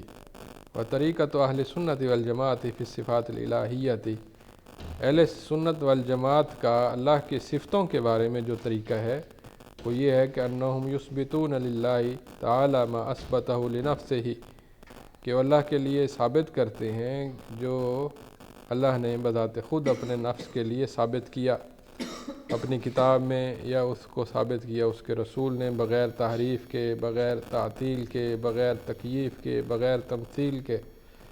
وَيُؤْمِنُونَ، اور وہ ایمان لاتے ہیں، بِأَنَّهَا صِفَاتٌ حَقِيقِيَّةٌ تَلِيقُ بِجَلَالِ اللَّهِ، کہ یہ صفتیں اللہ کی حقیقی صفتیں ہیں جو اللہ کے جلال کے لائق ہیں۔ میں نے پہلے کئی دفعہ بتایا ہے کہ سائنسدان اور فلاسفہ جو اللہ کو تسلیم کرتے ہیں وہ محض ایک انرجی کے تحت سمجھتے ہیں کہ وہ ایک انرجی ہے، علت العلل ہے اور اس کے سوا کچھ نہیں، فرسٹ کاز ہے، یعنی پہلی علت جس سے دنیا کائنات شروع ہوئی، اور وہ اسے اندھی بحری قوت سمجھتے ہیں، اس میں ارادہ، علم، یہ چیزیں نہیں سمجھتے۔ اس کے بعد کچھ لوگ وہ ہیں کہ جو اللہ کو علم اور ارادے کا حامل تو سمجھتے ہیں، لیکن وہ اللہ کو انسانوں کے ہم مثل قرار دے دیتے ہیں، جیسے ہندو ہیں، ممثلہ ہیں، مشبہہ ہیں، مجسمہ ہیں۔ تو یہ لوگ اللہ کے یا مشرک بت پرست ہیں، یہ سب اللہ کے علم اور ارادے کو تو مانتے ہیں، لیکن اللہ کی صفتوں کو اس کی شان کے لائق نہیں مانتے، بلکہ انسانوں کی طرح سے مانتے ہیں۔ تو جو سائنسدان اور فلاسفہ ہیں وہ تعطیل کر دیتے ہیں اسماء و صفات کی، اور جو ہیں بت پرست وہ تکییف اور تمثیل کر دیتے ہیں، اور جو گمراہ ہیں، بدعتی ہیں مسلمان لیکن بدعتی ہیں، وہ اس میں تعویل کر دیتے ہیں یا تحریف کر دیتے ہیں۔ تو صحیح طریقہ یہ ہے کہ اللہ کی صفتوں کو تسلیم کیا جائے بغیر تحریف، تعطیل، تکییف، تمثیل کے۔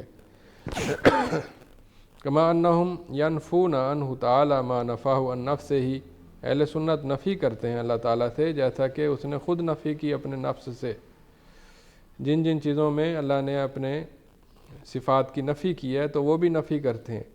او نفاہ عنہ رسولہ صلی اللہ علیہ وسلم، یا ایسی صفتیں جن کی نفی کی ہے اللہ کے رسول صلی اللہ علیہ وسلم نے، ما اعتقادہم ثبوت و کمال ضد الصفت المنفیۃ لہ جل وعلا، اس کے ساتھ ساتھ وہ عقیدہ رکھتے ہیں کہ جس صفت کی نفی کی گئی ہے اس کا ضد کا کمال اللہ عز و جل کے لیے ثابت ہے۔ مثلا نیند ہے، اللہ کو نیند نہیں آتی، نیند کمزوری ہے، نیند کے مقابلے میں نیند کے مقابلے میں حیات ہے، قوت ہے، فعالیت ہے، وہ کمال درجے کا ہے اللہ تعالیٰ کے اندر۔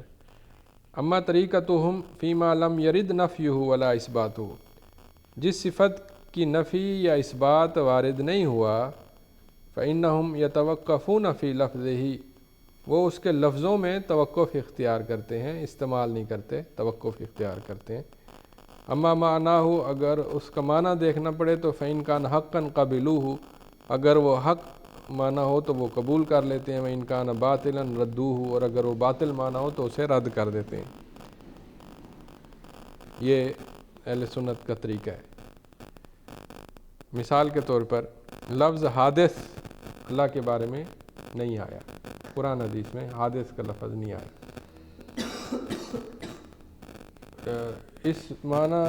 اس لفظ کے معنی مفہوم قرآن حدیث میں آئے ہیں، جیسا کہ کل من علیہا فان ویبقى وجہ ربک ذو الجلال والاکرام، اللہ ہمیشہ سے ہمیشہ رہے گا۔ حادث جو ہوتا ہے وہ ہمیشہ سے نہیں ہوتا اور ہمیشہ بھی نہیں رہتا، تو یہ لفظ جو ہے یہ تو قرآن حدیث میں نہیں آیا، تو اس کا جو حق معنی ہے وہ ہم قبول کر لیں گے، اور اگر اس کا معنی باطل ہوتا تو ہم قبول نہ کرتے۔ لیکن جو لفظ اس طرح سے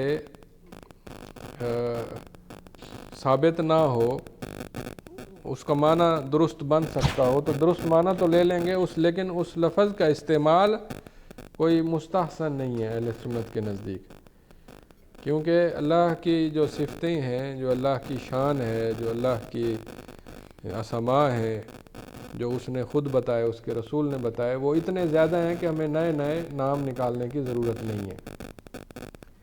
ومن امثلۃ الصفات الالہیۃ صفۃ العلو للہ تعالی، اللہ کی صفتوں کی مثالوں میں سے کچھ صفتیں یہ ہیں، جیسے صفۃ العلو للہ تعالی، اللہ کی علو کی صفت، اللہ عرش پر مستوی ہیں، اللہ بلند ہیں، سب دنیا سے، ساری مخلوق سے بلند ہیں۔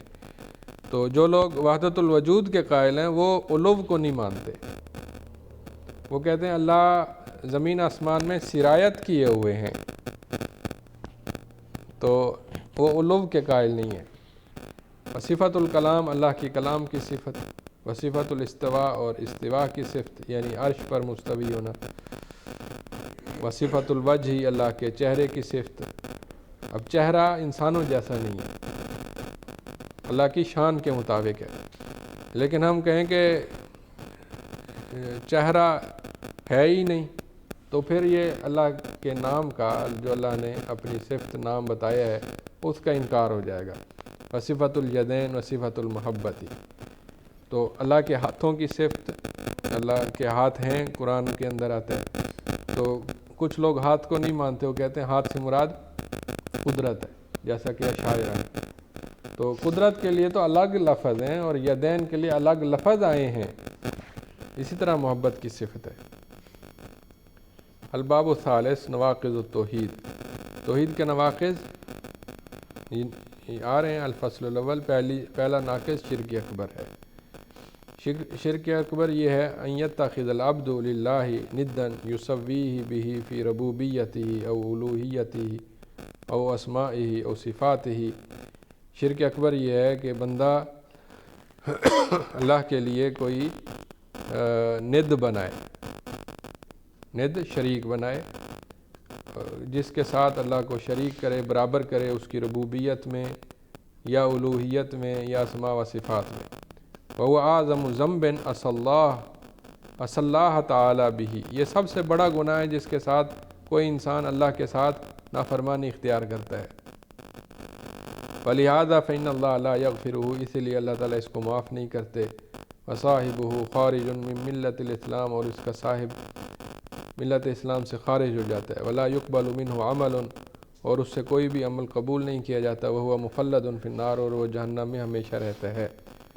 وَلِلشِّرْكِ الْأَكْبَرِ ثَلَاثَةُ أَقْسَامٍ رئیسَةٍ، شرک اکبر کی تین بڑی اقسام ہیں۔ الأولُ الشِّرْكُ فِي الرُّبُوبِيَّةِ، پہلی قسم ہے ربوبیت میں شرک کرنا۔ وَهُوَ أَن يَجْعَلَ لِغَيْرِ اللَّهِ مَعَهُ نَصِيبًا مِنَ الْمُلْكِ أَوِ التَّدْبِيرِ أَوِ الْخَلْقِ أَوِ الرِّزْقِ الِاسْتِقْلَالِيِّ، مثلاً یہ کہ وہ اللہ کے علاوہ کسی کو کسی غیر اللہ کو اللہ کے بادشاہت میں حصے دار بنائے، یا کائنات کی تدبیر میں، یا تخلیق میں، یا رزق میں مستقل طور پر حصے دار بنائے۔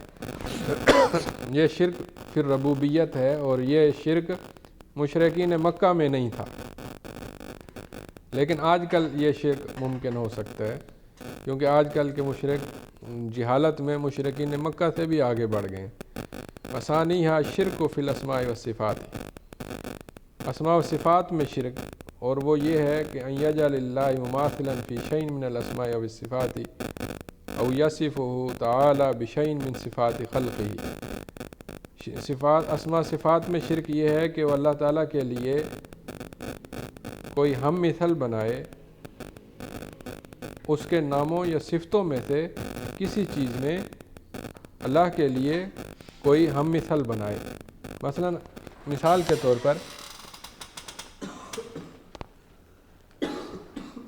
طور پر اللہ تعالیٰ وہاب ہیں۔ وہاب کا مطلب ہے کہ سب کچھ دینے والا، ہر کسی کو دینے والا، ہر وقت دینے والا، یعنی مبالغے کی انتہا ہے۔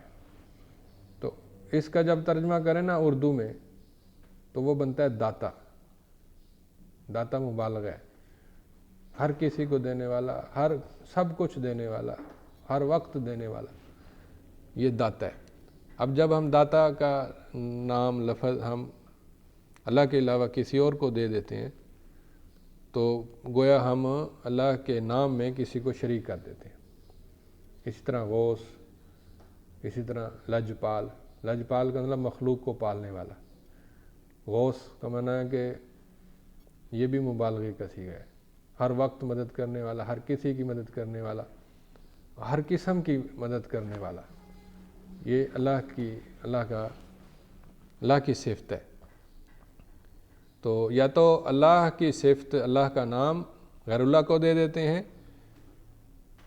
یا مخلوق کا نام اور مخلوق کی صفت وہ اللہ کو دے دیتے ہیں۔ دونوں چیزیں غلط ہیں۔ اللہ کا نام مخلوق کو دینا، جیسے کسی مخلوق کو کہنا غوث، لجپال، داتا، دستگیر، یہ اللہ کی صفتیں مخلوق کو دینا۔ مخلوق کی صفتیں اللہ کو دینا یہ بھی غلط ہے۔ مثلا یہ کہنا کہ انسان جو ہے وہ غصہ کرتا ہے اور غصے میں پھر وہ نڈھال ہو جاتا ہے، شرمندہ ہو جاتا ہے، نادم ہو جاتا ہے، تو کہنا کہ اللہ بھی ایسے ہو جاتا ہے، نعوذ باللہ۔ جیسا کہ یہودیوں نے ایسے کیا، اور بے شمار انسانی صفتیں انہوں نے اللہ کے کھاتے میں ڈال دی۔ مثال کے طور پر وہ کہتے ہیں، یہودی کہتے ہیں کہ اللہ نے 6 دن میں زمین آسمان بنایا اور 7ویں دن اللہ نے آرام کیا۔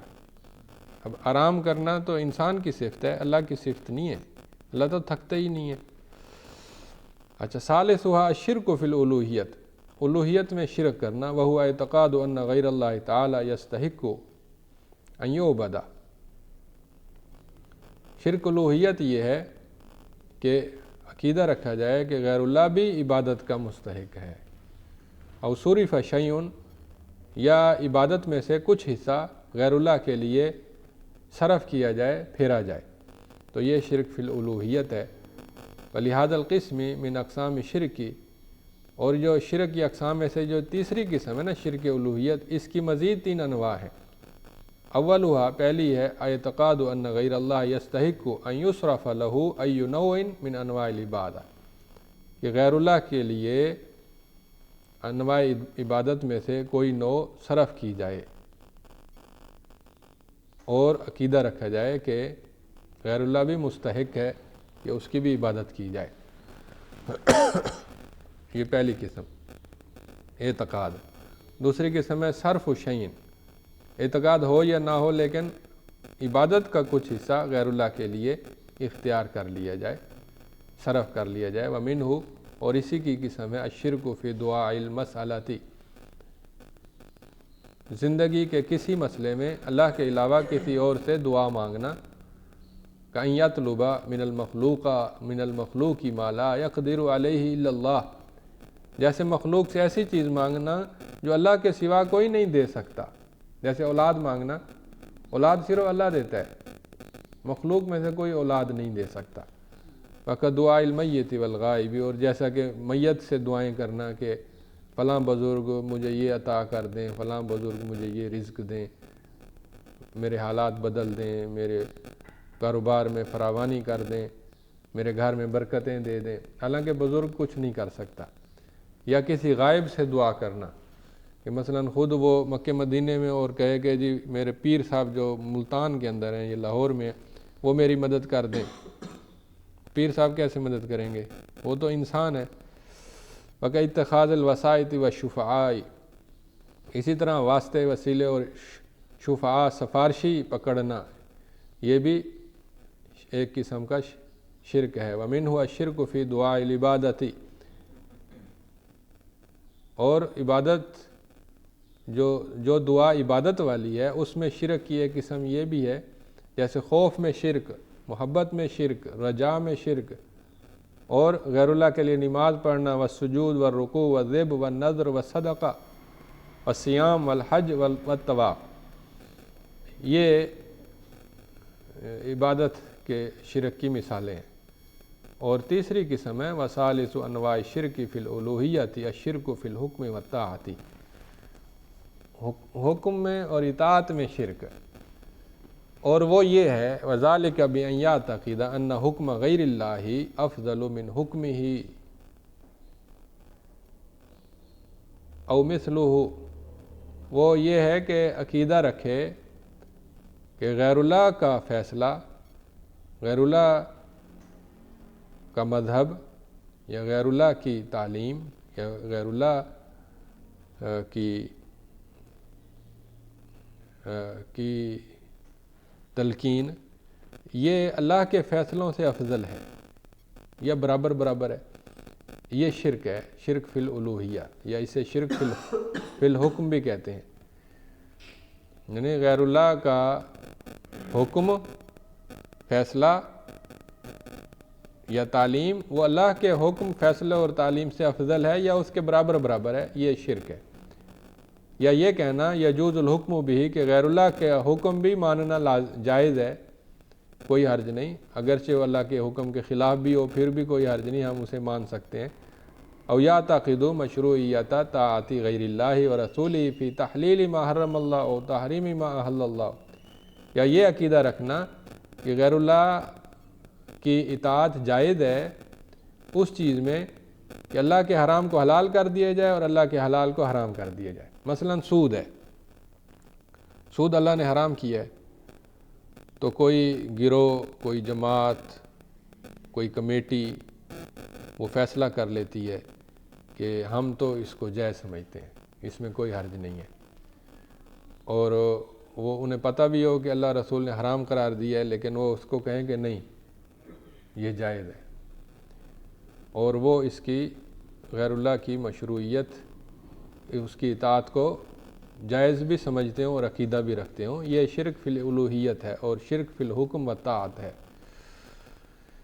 تو الفصل الثانی الکفر الاکبر وهو کل اعتقاد او قول او فعل او ترک یناقض الایمان، ہر وہ عقیدہ، ہر وہ قول، ہر وہ فعل اور ہر وہ ترک عمل جو ایمان کے مناقض ہو، ایمان کو توڑ دیتا ہو، وہ کفر اکبر ہے۔ ہر وہ عقیدہ، مثلا یہ کہنا کہ جنت نہیں ہے، دوزخ نہیں ہے، یہ ایمان کو توڑ دیتا ہے، اور فعل، قول بھی توڑ دیتا ہے، فعل بھی اور عقیدہ بھی۔ فعل کی مثال ایسے ہے جیسے قرآن مجید کو زمین پر رکھ کر جان بوجھ کر اس کے اوپر پاؤں رکھ دینا، سلطاڑنا، روندنا، یہ فعل ایسا فعل ہے جو ایمان کو توڑ دیتا ہے۔ اسی طرح ترک بھی ہے، مثال کے طور پر غیر اللہ کے لیے چڑھاوا، نظر نیاز دینا، یہ شرک، اس کا ترک لازم ہے۔ اب جو اس ترک کو قبول کر لیتا ہے کہ وہ چڑھاوا چڑھا دیتا ہے تو ایمان ٹوٹ جاتا ہے۔ ومنہ، اور اسی قسم میں سے ہے ان ينكر المكلف شيئا من اصول الدین او احکامہ او اخبار ثابتۃ ثبوتا قطعیا، کوئی مکلف اصول دین میں سے کسی چیز کا انکار کر دے، مثلا کہ جی شراب حلال ہے، سود حلال ہے، زنا حلال ہے، چوری کرنے میں کوئی حرج نہیں، اگر کوئی مکلف دین کے اصولوں میں سے کسی اصول کا انکار کر دے یا احکام میں سے کسی حکم کا انکار کر دے یا قطعی ثبوت والے اخبار میں سے کسی خبر کا انکار کر دے، مثلا نعوذ باللہ کہے کہ حضرت عائشہ رضی اللہ عنہ پاک صاف نہیں تھیں، یہ اخبار کا انکار ہے، یا حضرت ابوبکر رضی اللہ عنہ پہلے سب صحابہ میں سے افضل صحابی نہیں تھے، یہ اس نے خبر کا انکار کر دیا۔ اصول دین کا انکار یہ ہے کہ مثلا کہے کہ فرشتے نہیں ہیں، جن نہیں ہیں، جنوں کا کوئی وجود نہیں، فرشتوں کا کوئی وجود نہیں، او یشک فی شیء من ذالک، یا ان میں سے کسی چیز میں شک کرے۔ اور اسی کفر اکبر کی ایک قسم ہے ان یسب شیئا من دین اللہ تعالی و یستہزئ بہ، اللہ کے دین میں سے کسی چیز کو گالی دے یا اس کا استہزاء کرے، مثلا جنت کا استہزاء کرے، مثلا حوروں کا استہزاء کرے، مثلا جہنم کے دروغوں کا یا جہنم کی صفتوں کا مذاق اڑائے۔ ومنہ، اور اسی قسم میں سے ہے ان یبغض دین اللہ تعالی او یبغض شیئا منہ، کہ وہ اللہ کے دین سے نفرت کرے یا دین کے کسی حصے سے نفرت کرے، سارے دین سے کرے کہ دین ہے ہی غلط، دین کی کوئی بات ٹھیک نہیں ہے، یا کچھ حصے سے، مثلا کہے کہ جی 4 شادیاں جائز نہیں ہونی چاہیے تھیں، یہ بڑا ظلم ہے عورتوں کے ساتھ، 4 شادیوں کا حکم دے دیا، یا نعوذ باللہ کہے کہ نبی صلی اللہ علیہ وسلم نے زیادہ شادیاں کی ہیں تو وہ اچھے انسان نہیں تھے، یہ بغض ہے دین کے حصوں کے ساتھ۔ ومنہ ان یعرض عن دین اللہ کلہ، اور اسی قسم سے ہے کہ اللہ کے دین سے کلی طور پر اعراض کرے، او یعرض عن دین اللہ کلہ او یعرض عن امتثال جمیع ما اوجبہ اللہ تعالی، کہ پورے دین سے اعراض کرے یا جو اللہ نے واجب کیا ہے ان تمام چیزوں کے بجا لانے سے اعراض کرے۔ مثال کے طور پر توحید کو قبول کرنا واجب ہے اور اس کی بجا آوری واجب ہے۔ اب اگر کوئی توحید کی بجا آوری نہیں کرتا، شرک کا کچھ حصہ اختیار کر لیتا ہے عقیدے میں یا قول میں یا عمل میں، تو پھر وہ کفر اکبر کا مرتکب ہو جاتا ہے، یا دین کلی طور پر چھوڑ دے، اس کا کوئی بھی جز اختیار نہ کرے، یعنی کلی دین کو چھوڑنے میں توحید شامل ہو جاتی ہے، تو مراد ہے توحید ہی چھوڑ دے تو پھر وہ کفر اعراض کا مرتکب ہو جاتا ہے۔ ومن الامور المہمۃ المتعلقۃ بالکفر والشرک، وہ اہم امور جو کفر شرک کے ساتھ متعلق ہیں ان میں سے کچھ یہ ہیں۔ ان المسلم اذا وقع فی ناقض من نواقض التوحید، کہ جب کوئی مسلمان توحید کے نواقض میں سے کسی ناقض میں واقع ہو جائے، سواء فی باب الکفری، چاہے وہ کفر کے باب میں ہو، او فی باب شرکی، یا شرک کے باب میں ہو، او فی باب النفاقی، یا نفاق کے باب میں ہو، لا یحکم بخروجہ من الملۃ، اس کو دین سے خارج ہونے کا فتویٰ نہیں لگائیں گے کہ وہ دین سے خارج ہو گیا کیونکہ اس نے کفر کیا ہے، کیونکہ اس نے شرک کیا ہے، کیونکہ اس نے نفاق کیا ہے، تو ہم اس کو دین سے خارج نہیں کریں گے حتی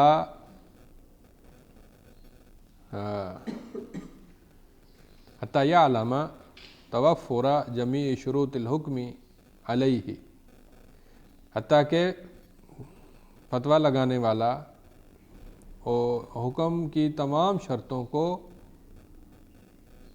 پورا کرنے کو معلوم کر لے، وانتفاء جمیع موانع الحکم علیہ بذلک، اور وہ تمام موانع کے منفی ہونے کا بھی علم حاصل کر لے۔ یعنی جب کوئی بندہ کفر کرے نا، مثلا وہ نعوذ باللہ وہ حوروں کا مذاق اڑاتا ہے یا جنت کا مذاق اڑاتا ہے، تو ہم اس کو پہلے بتائیں گے کہ یہ معاملہ شرک اور کفر کے برابر ہے، اور اس سے انسان دین سے خارج ہو جاتا ہے۔ ہم اس کو بتائیں گے، علم دیں گے، اس کی جہالت دور کریں گے، اگر وہ تعویل کرتا ہے تعویل دور کریں گے، اگر وہ کسی دباؤ میں ہے تو دیکھیں گے کہ وہ کسی اکراہ میں تو نہیں ہے، جو شرعی اصطلاح اکراہ ہے اس میں تو نہیں ہے۔ اسی طرح موانع دور کریں گے، جہالت دور کریں گے، حجت قائم کریں گے، تو پھر اس کے بعد پھر بھی وہ عناد ظاہر کرتا ہے اور پھر اپنی غلط روش سے باز نہیں آتا، تو پھر مفتی کو اختیار ہوتا ہے۔ الفصل الثالث النفاق الاعتقادی هو ان يظهر الانسان الايمان بالله تعالى وملائكته وكتبه ورسله وبالقدر۔ نفاق اعتقادی یہ ہے کہ انسان اللہ کا ایمان ظاہر کرے کہ اللہ پر ایمان ہے، فرشتوں پر ایمان ظاہر کرے، کتابوں پر، وعلیکم السلام، رسولوں پر، تقدیر پر ایمان کو ظاہر کرے۔ وَيُبْطِنُ مَا يُنَاقِضُ ذَلِكَ، اور وہ دل میں رکھے جو اس کے الٹ معاملہ ہے، کہ مثلا دل میں اللہ کے وجود کا انکار ہو یا فرشتوں کے وجود کا انکار ہو، سارے امور کا انکار ہو یا کسی ایک بعض حصے کا انکار ہو، تو یہ نفاق اعتقادی ہے۔ وحکم المنافق حکم المشرک، منافق کا حکم مشرک کا حکم ہے، شرکن اکبر والکافر، حکم المشرک شرکن اکبر والکافر کفرن اکبر۔ منافق کا حکم مشرک شرک اکبر والا ہے اور کافر کفر اکبر والا ہے۔ وہ فی الآخرۃ اشد عذابا، اور وہ آخرت میں سب سے زیادہ سخت عذاب والا ہوگا، من سائر الکفار والمشرکین، تمام کافروں اور مشرکوں سے۔ الباب الرابع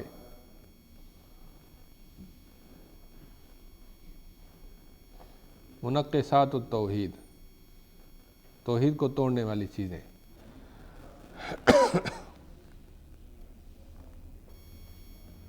الفصل الاول الفصل الوسائل التي توصل الى الشرك الاکبر۔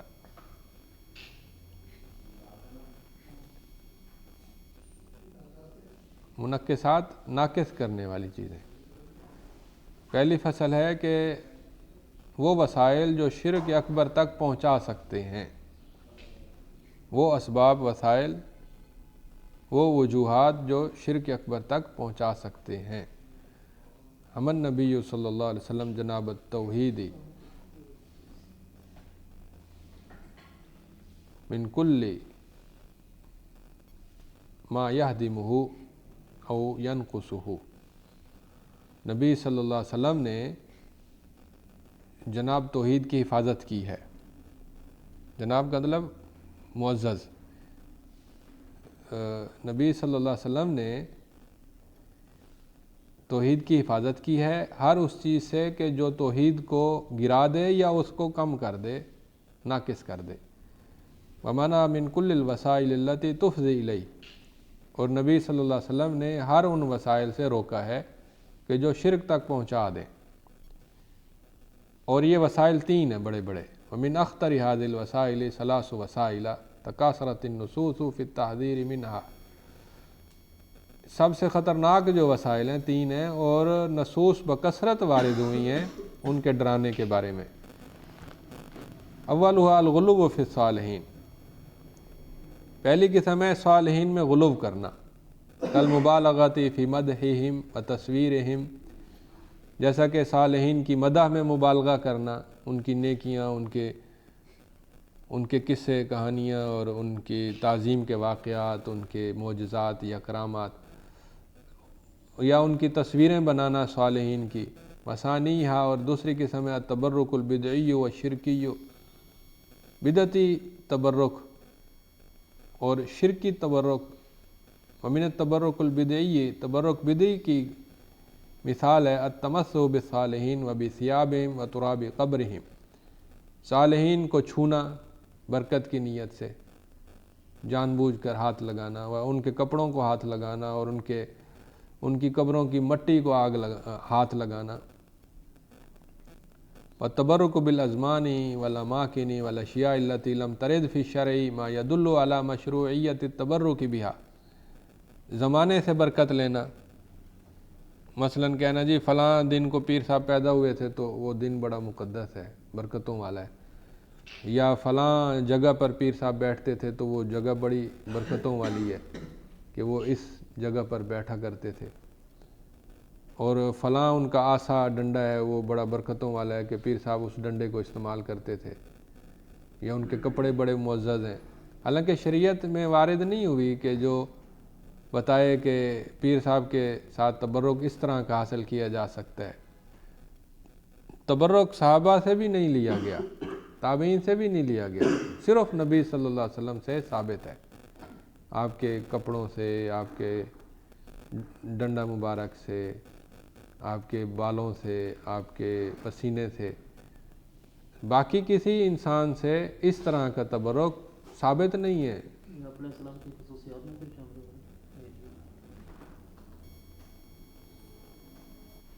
وَتَبَرُّكُ الْمُبْتَدَأُ بِالْأَمَاكِنِ، اماکن جگہوں کے ساتھ بدعتی تبرک بھی ہوتا ہے، جگہوں کے ساتھ۔ جیسے میں نے بتایا پیر صاحب کی گدی بڑی معزز ہے، پیر صاحب کا حجرہ بڑا معزز ہے، پیر صاحب اس علاقے میں رہتے تھے، یہ علاقہ بڑا معزز ہو گیا ہے۔ والاشیاء الفاضلۃ، اور جو فاضل اشیاء ہوتی ہیں۔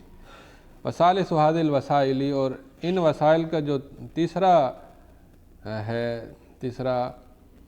وسیلہ ہے وہ ہے رفع القبور وتجسیسها، قبروں کو بلند کرنا حد سے زیادہ اور ان کو پکا کرنا، واسراجها، اور ان پر دیے جلانا، وبناء الغرف فوقها، اور ان کے اوپر کبے جبے بنانا، مقبرے بنانا، قبے بنانا، وبناء المساجد علیہا، اور ان کے آس پاس یا ان کے اوپر مسجد بنا دینا خاص قبر کی وجہ سے، وعبادۃ اللہ عندہا، اور ان قبروں کے پاس اللہ کی عبادت کو بہتر افضل سمجھنا۔ تو یہ وسیلہ ہے شرک کی طرف پہنچنے کا۔ یہ تین وسیلے تھے جو شرک اکبر تک پہنچا سکتے ہیں، اگرچہ خود شرک اکبر نہیں ہے۔ اسی طرح شرک اصغر بھی ہوتا ہے، وہ کل ما کان فیہ نوع شرک، شرک اصغر وہ ہے کہ جس میں کسی نہ کسی قسم کا شرک ہو، لیکن لم یصل الی درجۃ الشرک الاکبر، لیکن شرک اکبر تک نہ پہنچے۔ ولہذا شرک انواع ثلاثۃ، اس شرک کی تین قسمیں ہیں۔ اول ہوا شرک فی العبادات القلبیہ، پہلا وہ ہے جو قلبی عبادات میں شرک ہو، جیسا کہ ریاکاری ہے، اور وہ یہ ہے کہ انسان نیک عمل دوسرے انسانوں کے لیے ظاہر کر دے، او یحسنہ عندہم، یا انسانوں کے پاس موجود ہو تو اپنے عمل صالح کو خوبصورت کر دے، پیارا کر دے، او یظہر عندہم بمظہر مندوح الیہ، یا ان کے پاس ہو تو اچھے مظہر کے ساتھ ظاہر ہو تاکہ وہ اس کی تعریف کریں، لیمدحوہ ویعظم فی نفوسہم، اور وہ اسے بڑا سمجھیں اپنے دلوں کے اندر۔ مثال کے طور پر جب اکیلے میں عبادت کرے تو ڈھیلی ڈھالی عبادت کرے، اور جب وہ کسی مجلس میں ہو تو بڑے خشوع خضوع سے عبادت کرے، تو یہ ریاکاری ہے اور یہ شرک اصغر ہے۔ ٹھیک ہے۔ وَمِنْهُ أَنْ يَعْمَلَ الْإِنسَانُ الْعِبَادَةَ الْمَحْضَةَ لِيَحْصُلَ عَلَى مَصْلِحَةٍ دُنْيَوِيَّةٍ مُبَاشَرَةٍ، اس کی ایک قسم یہ بھی ہے کہ انسان خالص عبادت صرف دنیاوی مصلحت کے حصول کے لیے کرے، مباشرتاً، براہ راست دنیاوی مصلحت کے حصول کے لیے۔ مثال کے طور پر کہ وہ کبھی بھی نماز نہیں پڑھتا، لیکن وہ کسی ایسی مجلس میں اسے بیٹھنا پڑ گیا کہ اگر وہ اس مجلس میں نہ بیٹھتا تو اسے کوئی دنیاوی فائدہ حاصل نہ ہوتا، تو وہ اس دنیاوی فائدے کو حاصل کرنے کے لیے وہ پھر نماز پڑھ لیتا ہے تاکہ لوگ مجھے برا نہ سمجھیں اور میرا نام کاٹ نہ جائے مجلس سے یا فائدے سے، دنیاوی فائدے سے۔ تو یہ اس نے عبادت تو کی اللہ کی، لیکن عبادت جو ہے وہ مصلحت دنیاوی کی خاطر ہے مکمل طور پر۔ وَمِنْهُ الاعتماد علی الاسباب، اور اسباب پر مکمل اعتماد کر لینا، مثلا دوائی پر مکمل بھروسہ کر لینا، اللہ کی طرف دھیان نہ ہو، یا اسلحے پر مکمل بھروسہ، اللہ کی طرف دھیان نہ ہو۔ وَمِنْهُ التطیر، اور اسی طرح سے فال پکڑنا ہے، بدشگونی لینا ہے، یہ بھی ایک طرح کا شرک اصغر ہے۔ وثانی انواع ھذا الشرک الشرک فی الافعال، یہ جو شرک اصغر ہے نا، اس کی ایک قسم شرک فی الافعال بھی ہے، جیسے الرقیٰ الشرکیہ والتمائم الشرکیہ۔ شرکیہ دم اور شرکیہ تعویذ لٹکانا، گلے میں بازو میں باندھ دینا، تو اگر اس کے اندر شرکیہ چیزیں لکھی ہیں اور شرک اکبر والی ہیں تو پھر یہ شرک اکبر بن جائے گا۔ وثالث انواع ھذا الشرک الشرک فی الاقوال، اور اس شرک کی تیسری جو قسم ہے وہ اقوال میں شرک ہے، جیسا کہ الحلف بغیر اللہ، غیر اللہ کی قسم اٹھانا، یہ شرک اصغر ہے۔ والتشریک بین اللہ تعالی و بین احد من خلقہ بالواو، اور اللہ تعالیٰ کو اور اس کی مخلوق کو واو کے ساتھ شریک کر دینا، مثلا ما شاء اللہ و شئت، جو اللہ چاہے اور جو آپ چاہیں۔ اب اس نے نا واو کے ذریعے شریک کر دیا ہے، جو اللہ چاہے اور جو آپ چاہیں۔ اگر پھر کے ذریعے شامل کریں نا، اس میں کوئی حرج نہیں، مثلا کہے کہ جو اللہ تعالیٰ چاہے اور اس کے بعد جو آپ چاہیں، ٹھیک ہے، اس میں تو پھر اس نے مکمل علیحدہ کر کے پھر اس نے انسان کو کہا ہے کہ آپ بھی میری مدد کریں، اللہ بھی مدد کرے، جو اللہ چاہے وہ تو ضروری ہے، لازم ہے، اور اس کے بعد اللہ کی اجازت سے آپ جو چاہیں وہ بھی میرے لیے مدد کر دیں۔ والاستسقاء بالانواع، اور ستاروں کے ذریعے پانی طلب کرنا، یہ بھی اس نے شرک اصغر بنایا ہے۔ تو ستاروں کے ذریعے جو پانی طلب کرنا ہے، اس میں بعض چیزیں شرک اکبر بھی بن سکتی ہیں، مثلا وہ ستاروں کو مستقل بذات سمجھے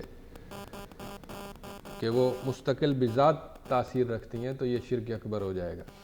الفصل الثالث الکفر الاصغر، کفر اصغر وہو کل معصیۃ ورد فی الشرع تسمیتها کفرا، ہر وہ نافرمانی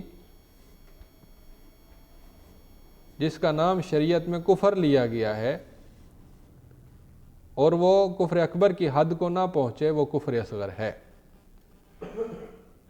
جیسا کہ ومنہ کفر النعمت والحقوق، جیسے نعمت اور حقوق یعنی ناشکری کرنا، جیسے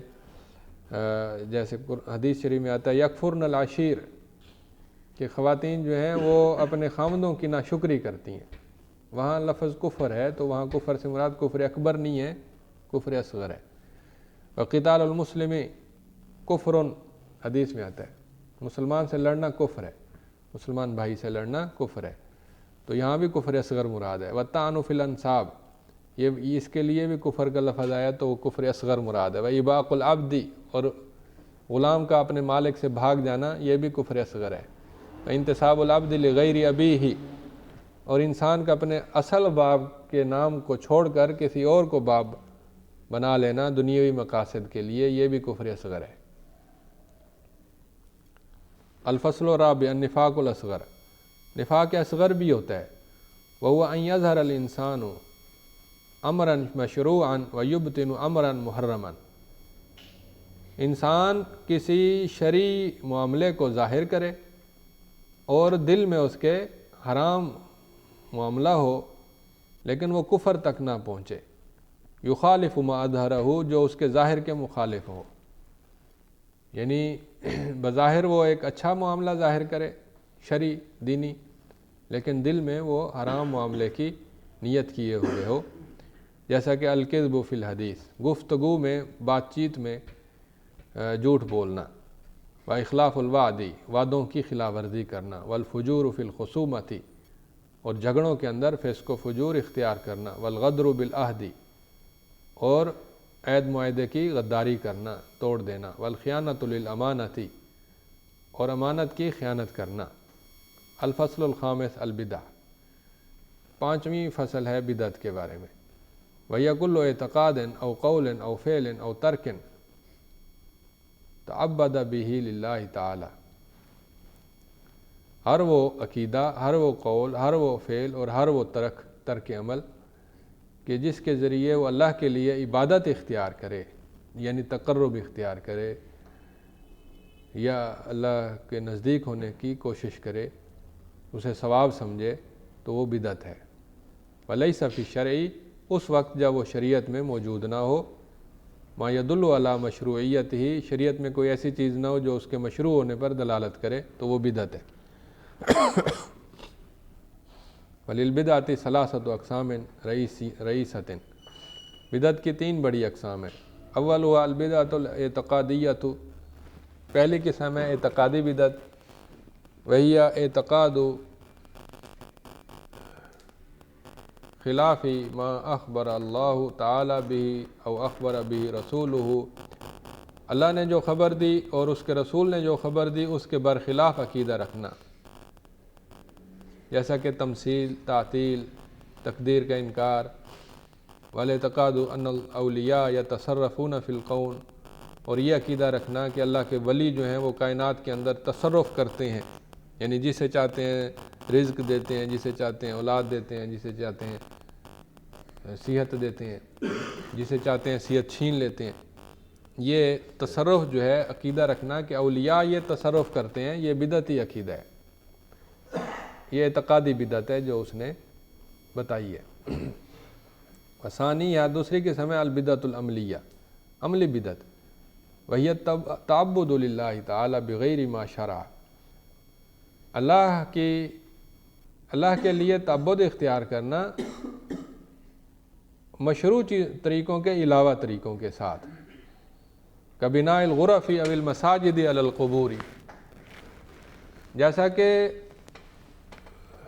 قبروں پر مقبرے بنانا، قبے یا مسجدیں بنانا، والتعبد للہ عندہا، اور اللہ کی عبادت کرنا ان قبروں کے آس پاس، والاحتفالات المبتدیۃ، اور بدعتی جشن منانا، میلاد منانا، تہوار منانا، یہ بھی بدعت عملی ہے۔ وثالثھا بدعت الترک، بدعت الترک کوئی ایسا کام چھوڑ دینا جس کا چھوڑ دینا بدعت ہو، جیسے ترک المباح او ترک ما طلب فعلہ تعبدا، کسی مباح چیز کو چھوڑ دینا ثواب کی نیت سے، یا کسی چیز کا فعل مطلوب ہو بطور عبادت اس کو چھوڑ دینا، کترک اکل اللحم تعبدا، جیسا کہ گوشت کھانے کو چھوڑ دینا بطور عبادت، بطور تقرب اور بطور فضیلت، نیکی، ثواب۔ وترک الزواج تعبدا، اور شادی کو چھوڑ دینا بطور عبادت، بطور تقرب، بطور نیکی، بطور فضیلت، کہ شادی نہ کرنا افضل ہے اور اس میں زیادہ ثواب ہے، یہ بھی بدعت ترکی ہے۔ ولخطور البدعۃ ولکون صاحبها یرید الزیادۃ فی دین اللہ تعالی، چلیں یہاں سے کل پڑھیں گے انشاءاللہ۔ بسم اللہ الرحمن الرحیم۔ ولخطورۃ البدعۃ ولکون صاحبها یرید الزیادۃ فی دین اللہ تعالی، ویدعی کما قال امام دار الہجرۃ ان محمدا صلی اللہ علیہ وسلم خان الرسالۃ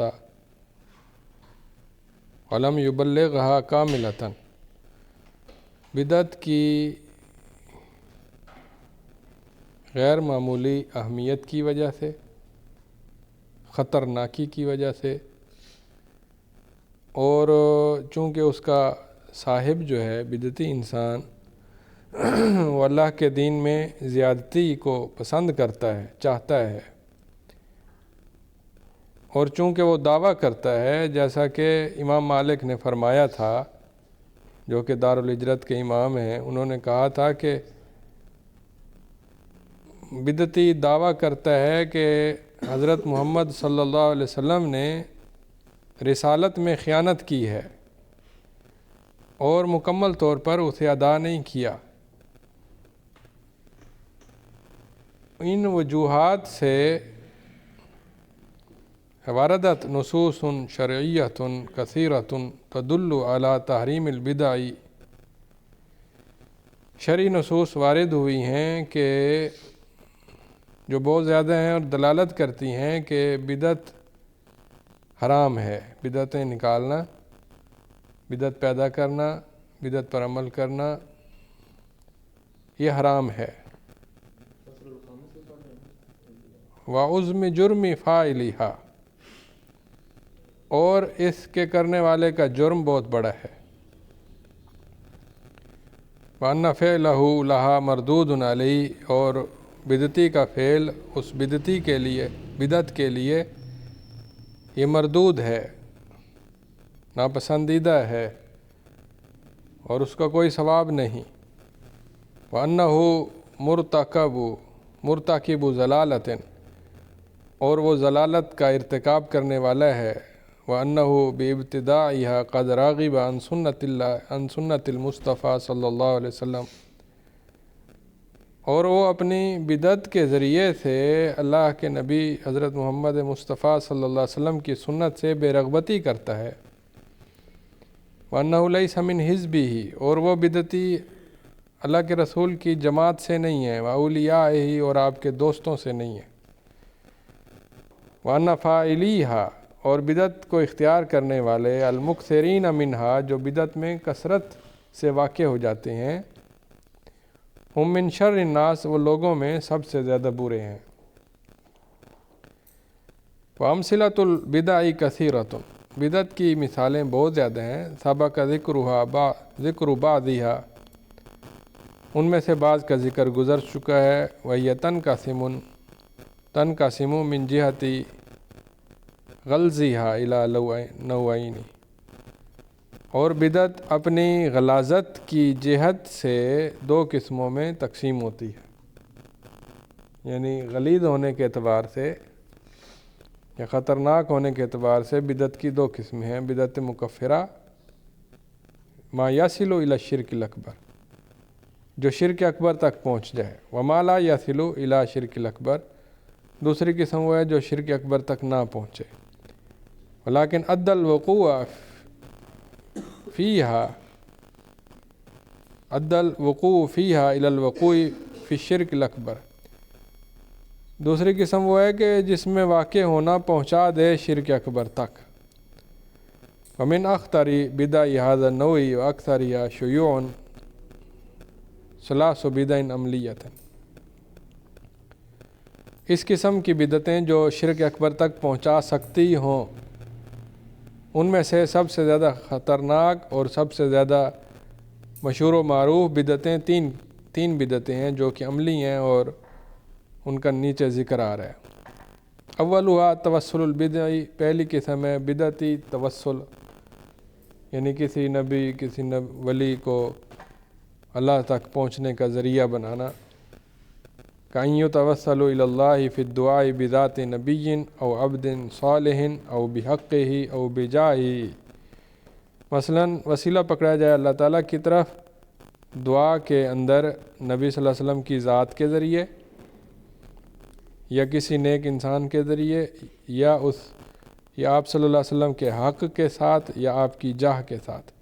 مثلا کہا جائے کہ اے اللہ تجھے تیرے نبی کا واسطہ، ہماری دعا قبول فرما۔ اللہ تیرے نبی کا تجھ پر جو حق ہے، تجھے اس کا واسطہ۔ اللہ تیرے نبی کی جو عزت اور جاہ اور مقام ہے، تجھے اس کا واسطہ۔ یہ بدعت ہے۔ بدعت کیوں ہے؟ بدعت اس لیے ہے کہ ان الفاظ کا واسطہ دینا کسی آیت حدیث سے ثابت نہیں ہے، اس لیے بدعت ہے۔ ٹھیک ہے، اس میں تو کوئی شک نہیں کہ اللہ کے نبی اللہ تعالیٰ کے ہاں بڑے عزت والے ہیں، مقام والے ہیں، اور اللہ کے نبی صلی اللہ علیہ وسلم کا حق ہے اللہ تعالیٰ پر، اس میں کوئی شک نہیں ہے۔ لیکن اس حق کا واسطہ دینا قرآن حدیث سے ثابت نہیں ہے۔ نبی صلی اللہ علیہ وسلم کی ذات کا اللہ تعالیٰ کو واسطہ دینا قرآن حدیث سے ثابت نہیں ہے۔ اگر ہم کہیں کہ ثابت نہیں ہے تو پھر بھی حرج بھی تو کوئی نہیں، تو ہم اس کا مطلب یہ ہے کہ نبی صلی اللہ علیہ وسلم نے ایک نیک کام ہمیں بتانے میں کوتاہی کی، کہ وہ ہمیں بتائے بغیر ہی چلے گئے، ایک اچھا کام تھا وہ آپ ہمیں نہیں بتا سکے۔ اسی طرح دوسری قسم ہے اقامت الاعیاد، عیدوں کو قائم کرنا، نئی عیدیں، بدعتی عیدیں۔ والاحتفالات البدعیتی اور بدعتی میلاد جشن اور تہوار وغیرہ قائم کرنا. وهذه الاحتفالات المبتدعۃ تنقسم الى ثلاثة اقسام. یہ بدعتی جو میلاد ہیں یا جشن ہیں یا تہوار ہیں یہ تین قسموں کے ہیں. اولها الاحتفال فی ایام لم تعظمها الشریعۃ. ایسے دنوں میں جشن منانا کہ شریعت نے ان کی تعظیم نہیں کی ہے، جیسا کہ اول یوم من رجب، رجب کے پہلے دن، ولیلۃ الجمعۃ التی تلیہا،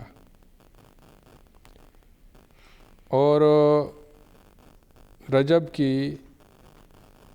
پہلے دن کے ساتھ جو جمعہ کی رات ہوتی ہے، جو پہلے یکم رجب کے ساتھ ملی ہوتی ہے، اس کو خصوصی طور پر اس کی تعظیم کرنا، حالانکہ شریعت نے ان کی تعظیم نہیں کی. تو دوسری قسم ہے الاحتفال فی الایام واللیالی التی جاء فی الشرع ما یدل علی فضلها. بعض ایام اور بعض راتیں ایسی ہیں کہ جن میں شریعت کی طرف سے ایسے دلائل بیان ہوئے ہیں جو فضیلت پر دلالت کرتے ہیں. ان فضیلت والے ایام میں کوئی جشن منانا، کوئی تہوار منانا، کوئی تقریب منانا، کہ یوم عرفہ، جیسا کہ عرفہ کے دن 9 ذی الحجہ، و یوم عاشوراء اور 10 محرم کا دن، و لیلۃ القدر اور لیلۃ القدر، و لیلۃ النصف من شعبان اور شعبان کی 15 تاریخ کی رات کو خصوصی اہتمام کرنا، حالانکہ خصوصی اہتمام ثابت نہیں ہے.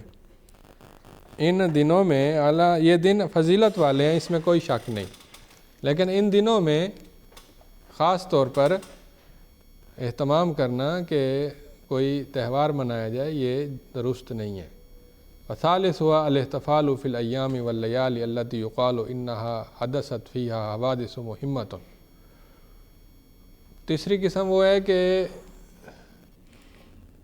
ایسے دنوں اور راتوں میں تہوار منانا جن کے بارے میں کہا جاتا ہے کہ ان میں بڑے بڑے عظیم حادثات واقع ہوئے، بڑے اہم حادثات، کاللیلۃ التی یقال، جیسا کہ وہ رات جس میں کہا جاتا ہے کہ انہ حصل فیہا الاسراء والمعراج بنبینا محمد صلی اللہ علیہ وسلم. جیسا کہ کہا جائے کہ فلاں رات کو اسراء اور معراج ہوا تھا ہمارے پیارے نبی حضرت محمد صلی اللہ علیہ وسلم کو، تو اس خاص رات کو منانا کہ یہ جی معراج والی رات ہے. وکیوم الثانی عشر من ربیع الاول، اور جیسا کہ 12 ربیع الاول کو، جو کہ نبی صلی اللہ علیہ وسلم کی وفات کا دن ہے، اس 12 ربیع الاول کو عید منانا. والذی زعم اعداء النبی صلی اللہ علیہ وسلم من العبیدیین الملاحدۃ الذین احدثوا الاحتفال فی ھذا الیوم. عبیدی لوگ جو تھے، عبیدی ملاحدہ، یہ نبی صلی اللہ علیہ وسلم کے دشمن تھے. یہ وہ لوگ ہیں جنہوں نے اس دن کا جشن نکالا، پیدا کیا، اور انہوں نے کہا انہ یوم ولادت النبی صلی اللہ علیہ وسلم کہ یہ ولادت نبوی کا دن ہے. ثم تبعہم کثیر من المسلمین، پھر مسلمانوں میں سے بہت سارے لوگ ان کے پیچھے چل پڑے، فی الاحتفال فی ھذا الیوم، اس دن کے منانے کے اندر. تو یہ 3 چیزیں ایسی ہیں کہ جو بدعت عملی ہیں اور یہ شرک اکبر کا وسیلہ بن سکتی ہیں، یعنی وہاں تک پہنچ سکتی ہیں. جب ہم ان پر زیادہ غور و خوض کریں اور ان پر چلتے جائیں تو آخرکار بڑا شرک بھی واقع ہو سکتا ہے. وثالث البدع العملیتی، اور بدعت عملی کی جو تیسری قسم ہے وہ ہے الاذکار المبتدیہ، تو بدعتی اذکار. وہی اور وہ یہ ہے ان یاتی الانسان بذکر لم یرد فی النصوص الشرعیہ، کہ انسان کوئی ایسا ذکر کرے کہ جو شرعی نصوص کے تحت وہ وارد نہیں ہوا. کوئی ایسا ذکر کرے جو شرعی نصوص کے تحت وارد نہیں ہوا. مثال کے طور پر لا الہ الا اللہ یہ تو وارد ہوا ہے، ہم کہیں لا الہ الا اللہ، لا الہ الا اللہ، لا الہ الا اللہ، یہ تو مسنون ہے، ٹھیک ہے۔ لیکن ہم آخر میں یہ بھی بطور ذکر ہم کہیں محمد الرسول اللہ، لا الہ الا اللہ محمد الرسول اللہ۔ محمد الرسول اللہ بطور ذکر کہیں نہیں آیا قرآن حدیث میں، بطور کلمہ ہے۔ جب کسی نے مسلمان ہونا ہو یا وضو کے بعد دعا کرتے ہیں تو اس وقت بھی پڑھتے ہیں، جائز ہے، ثابت ہے۔ لیکن بطور وظیفہ، ورد وظیفہ جانتے ہیں نا، جسے بار بار دہرایا جائے ثواب کی نیت سے، ایسا نہیں ہے۔ کچھ لوگ وہ ہیں جو لا الہ الا اللہ کی بجائے صرف لا الہ لا الہ لا الہ لا الہ، یہ تو بے معنی لغو کلام ہے، سمجھ آ رہی ہے؟ اور کچھ وہ ہیں جو کہتے ہیں لا لا لا لا لا لا لا، صرف لا لا سے کیا ہوگا؟ کچھ وہ ہیں جو کہتے ہیں اللہ اللہ اللہ۔ اب اللہ تو اکیلا لفظ ہے، مفرد، اسے کہتے ہیں ذکر مفرد، اس کا تو معنی ہی نہیں بنتا۔ اللہ اللہ اللہ اللہ، کیا اس کا معنی ہے؟ کوئی بھی معنی نہیں ہے۔ یہ کہے نا کہ اللہ ربنا، اللہ ہمارا رب ہے، یہ پوری بات ہو گئی۔ لیکن اللہ ربنا بطور ذکر یہ بھی وارد نہیں ہوا۔ لا الہ الا اللہ وارد ہوا ہے، سمجھ آ رہی ہے؟ سبحان اللہ وارد ہوا ہے، الحمدللہ وارد ہوا ہے، صرف اللہ اللہ ذکر کے طور پر وارد نہیں ہوا۔ اچھا کچھ وہ ہیں جو اللہ کی جو آخری ہو ہے نا اسے ہی ذکر کرتے ہیں، ہو یہ بدعتی ذکر ہیں سارے۔ اچھا اس کے بعد پھر کچھ وہ ہیں جو ذکر کے ساتھ شغل بھی کرتے ہیں، آپ تو جانتے ہوں گے۔ ذکر کے ساتھ شغل کا مطلب یہ ہوتا ہے کہ کوئی ایسی جسمانی سرگرمی اختیار کرتے ہیں کہ بندہ پھر تھکتا نہیں ہے اور پھر مگن رہتا ہے ذکر میں۔ مثلاً آنکھیں بند کر کے ذکر کرنا، یا سار ہلا ہلا کے کرنا، یا یہ سمجھنا کہ ایسے کر کے ایسے کریں تو دل پر چوٹ پڑے گی، یا سانس بند کر کے خاص طریقے سے ذکر کرنا، یا اس طرح سے ذکر کرنا کہ پھر اسے پھول جھڑیاں بھی نظر آتی ہیں کہ وہ عجیب و غریب انوار و برکات نظر آتے ہیں ان کے خیال میں، جو بدعتی ذکر کرتے ہیں۔ تو یہ اشغال ہیں۔ اشغال کے بارے میں وہ کہتے ہیں کہ جی ان کی کوئی ممانعت تو نہیں ہے، یہ کہا جاتا ہے ان کی کوئی ممانعت تو نہیں ہے، مثلا آنکھیں بند کر کے ذکر کریں، اس کی ممانعت تو نہیں ہے، کوئی منع ہے؟ نہیں منع۔ تو ہم یہ کہتے ہیں جب آپ ثواب کی نیت سے کریں گے نا اور اہتمام شروع کر دیں گے تو پھر نہیں درست، پھر غلط ہو جاتا ہے۔ کبھی اتفاقاً ہو جائے تو کوئی حرج نہیں۔ تو اویاتی بذکر مشروع بطریقۃ محدثۃ، یا وہ ذکر مشروع کرتا ہے لیکن طریقہ بدعتی ہوتا ہے۔ جیسے میں نے کہا کہ مثلاً کھڑا ہو کر ہاتھ باندھ کر ذکر شروع کر دیتا ہے، یا الٹا لٹک کے، ایسے بھی وظیفے آئے ہیں بعض صوفیاء کی کتابوں میں کہ الٹا لٹک کے وہ وظیفے کرتے ہیں، یا ایک ٹانگ پہ کھڑے ہو کے۔ یہ محدث طریقے ہیں، بدعتی طریقے ہیں۔ او یکررہ فی زمان، یا وہ ان ذکر کو بجا لاتا ہے خاص زمانے میں یا خاص مکان میں یا خاص ایسی عبادت میں کہ لم یرد ما یدل علی مشروعیت تکرارہ فی، کہ شریعت نے دلالت نہیں کی کہ اس خاص عبادت میں وہ خاص ذکر کیا جائے، بار بار کیا جائے، اس کی شریعت اس میں وارد نہیں ہوئی۔ تو یہ بدعتی اذکار کی اقسام تھیں۔ پہلی وہ جو شریعت نے اس کا ذکر ہی نہیں کیا اور وہ ہم اپنی مرضی سے ذکر بنا لیں، اور دوسری وہ جو شریعت میں تو مذکور ہیں، اذکار مسنون ہیں لیکن طریقہ بدعتی ہے، یہ دوسری قسم۔ تیسری قسم وہ ہے کہ خاص زمانہ ہم مقرر کر کے ہم اس میں خاص ذکر کریں، یا خاص مکان مقرر کر کے اس میں ہم ذکر کریں، یا خاص عبادت میں خاص ذکر مقرر کر کے اس کو دہرائیں۔ یہ اقسام ہو گئیں. ان کی اگر تفصیل پڑھنی ہو نا تو اسی متن کے ساتھ شرح بھی لکھی ہوئی ہے، وہاں پر دلائل اور تفصیلات بھی ہیں. 5واں باب ہے الولا والبرا. نماز کے بعد جو ذکر کرتے ہیں اللہ لا الہ الا اللہ. ہاں جی، الباب الخامس الولاء والبراء. سب سے پہلے تعریف کرتا ہے الولاء ہوا محبت المؤمنین لاجل ایمانہم ونصرتہم والنصح لہم واعانتہم. مومنین کے ساتھ محبت کرنا ان کے ایمان کی وجہ سے، ونصرتہم اور ان کی نصرت کرنا، والنصح لہم اور ان کی خیر خواہی کرنا، واعانتہم اور ان کی مدد کرنا، ورحمتہم اور ان کے ساتھ رحمت سے پیش آنا. وما یلحق بذلک من حقوق المؤمنین اور جو اس کے ساتھ ملحق ہیں مومنین کے حقوق وہ بجا لانا، یہ ولا ہے، دوستی، اللہ کی خاطر دوستی ہے. والبراء اور اللہ کی خاطر دشمنی ہوا بغض اعداء اللہ من المنافقین، اللہ کے دشمنوں سے بغض کرنا منافقین میں سے لوگوں سے، وعموم الکفار اور عام کافروں سے، وعداوتہم اور ان سے دشمنی اختیار کرنا، والبعد عنہم اور ان سے دوری اختیار کرنا، وجہاد الحربیین منہم بحسب القدرت اور جو حربی کافر ہیں ان کے ساتھ جہاد کرنا حسب قدرت، حسب استطاعت. وہما واجبانی، ولا اور برا دونوں واجب ہیں، واصلانی اور دونوں اصل ہیں، عظیمانی بہت بڑے، دین کے اصولوں میں سے، ایمان کے اصولوں میں سے دو بڑے اصل ہیں. المبحث الثانی مظاہر الولاء الواجب والولاء المحرم.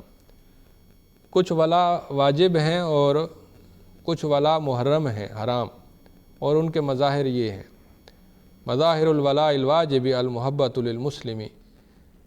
واجب دوستی کے مظاہر یہ ہیں کہ مسلمان کے لیے محبت ہو اور اس کی نصرت ہو اور اس کے ساتھ تعاون ہو، والتعلم لما یصیبہ اور درد محسوس کیا جائے جو اس کو پہنچے مصائب سے، اور خوشی محسوس کی جائے بما فیہ خیر لہ اس چیز سے جو اس کے لیے خیر ہو. مسلمانوں کی خوشی پر خوش ہوا جائے، مسلمانوں کے غم پر غم محسوس کیا جائے، یہ اللہ کے لیے دوستی دشمنی کا تقاضا ہے. سمجھ آ رہی ہے؟ بعض لوگ ہوتے ہیں انہیں جب پتہ چلتا ہے نا کہ غزہ پر ظلم ہو رہا ہے، وہ کہتے ہیں وہ خود ہی ایسے لوگ ہیں تو پھر ہم کیا کریں،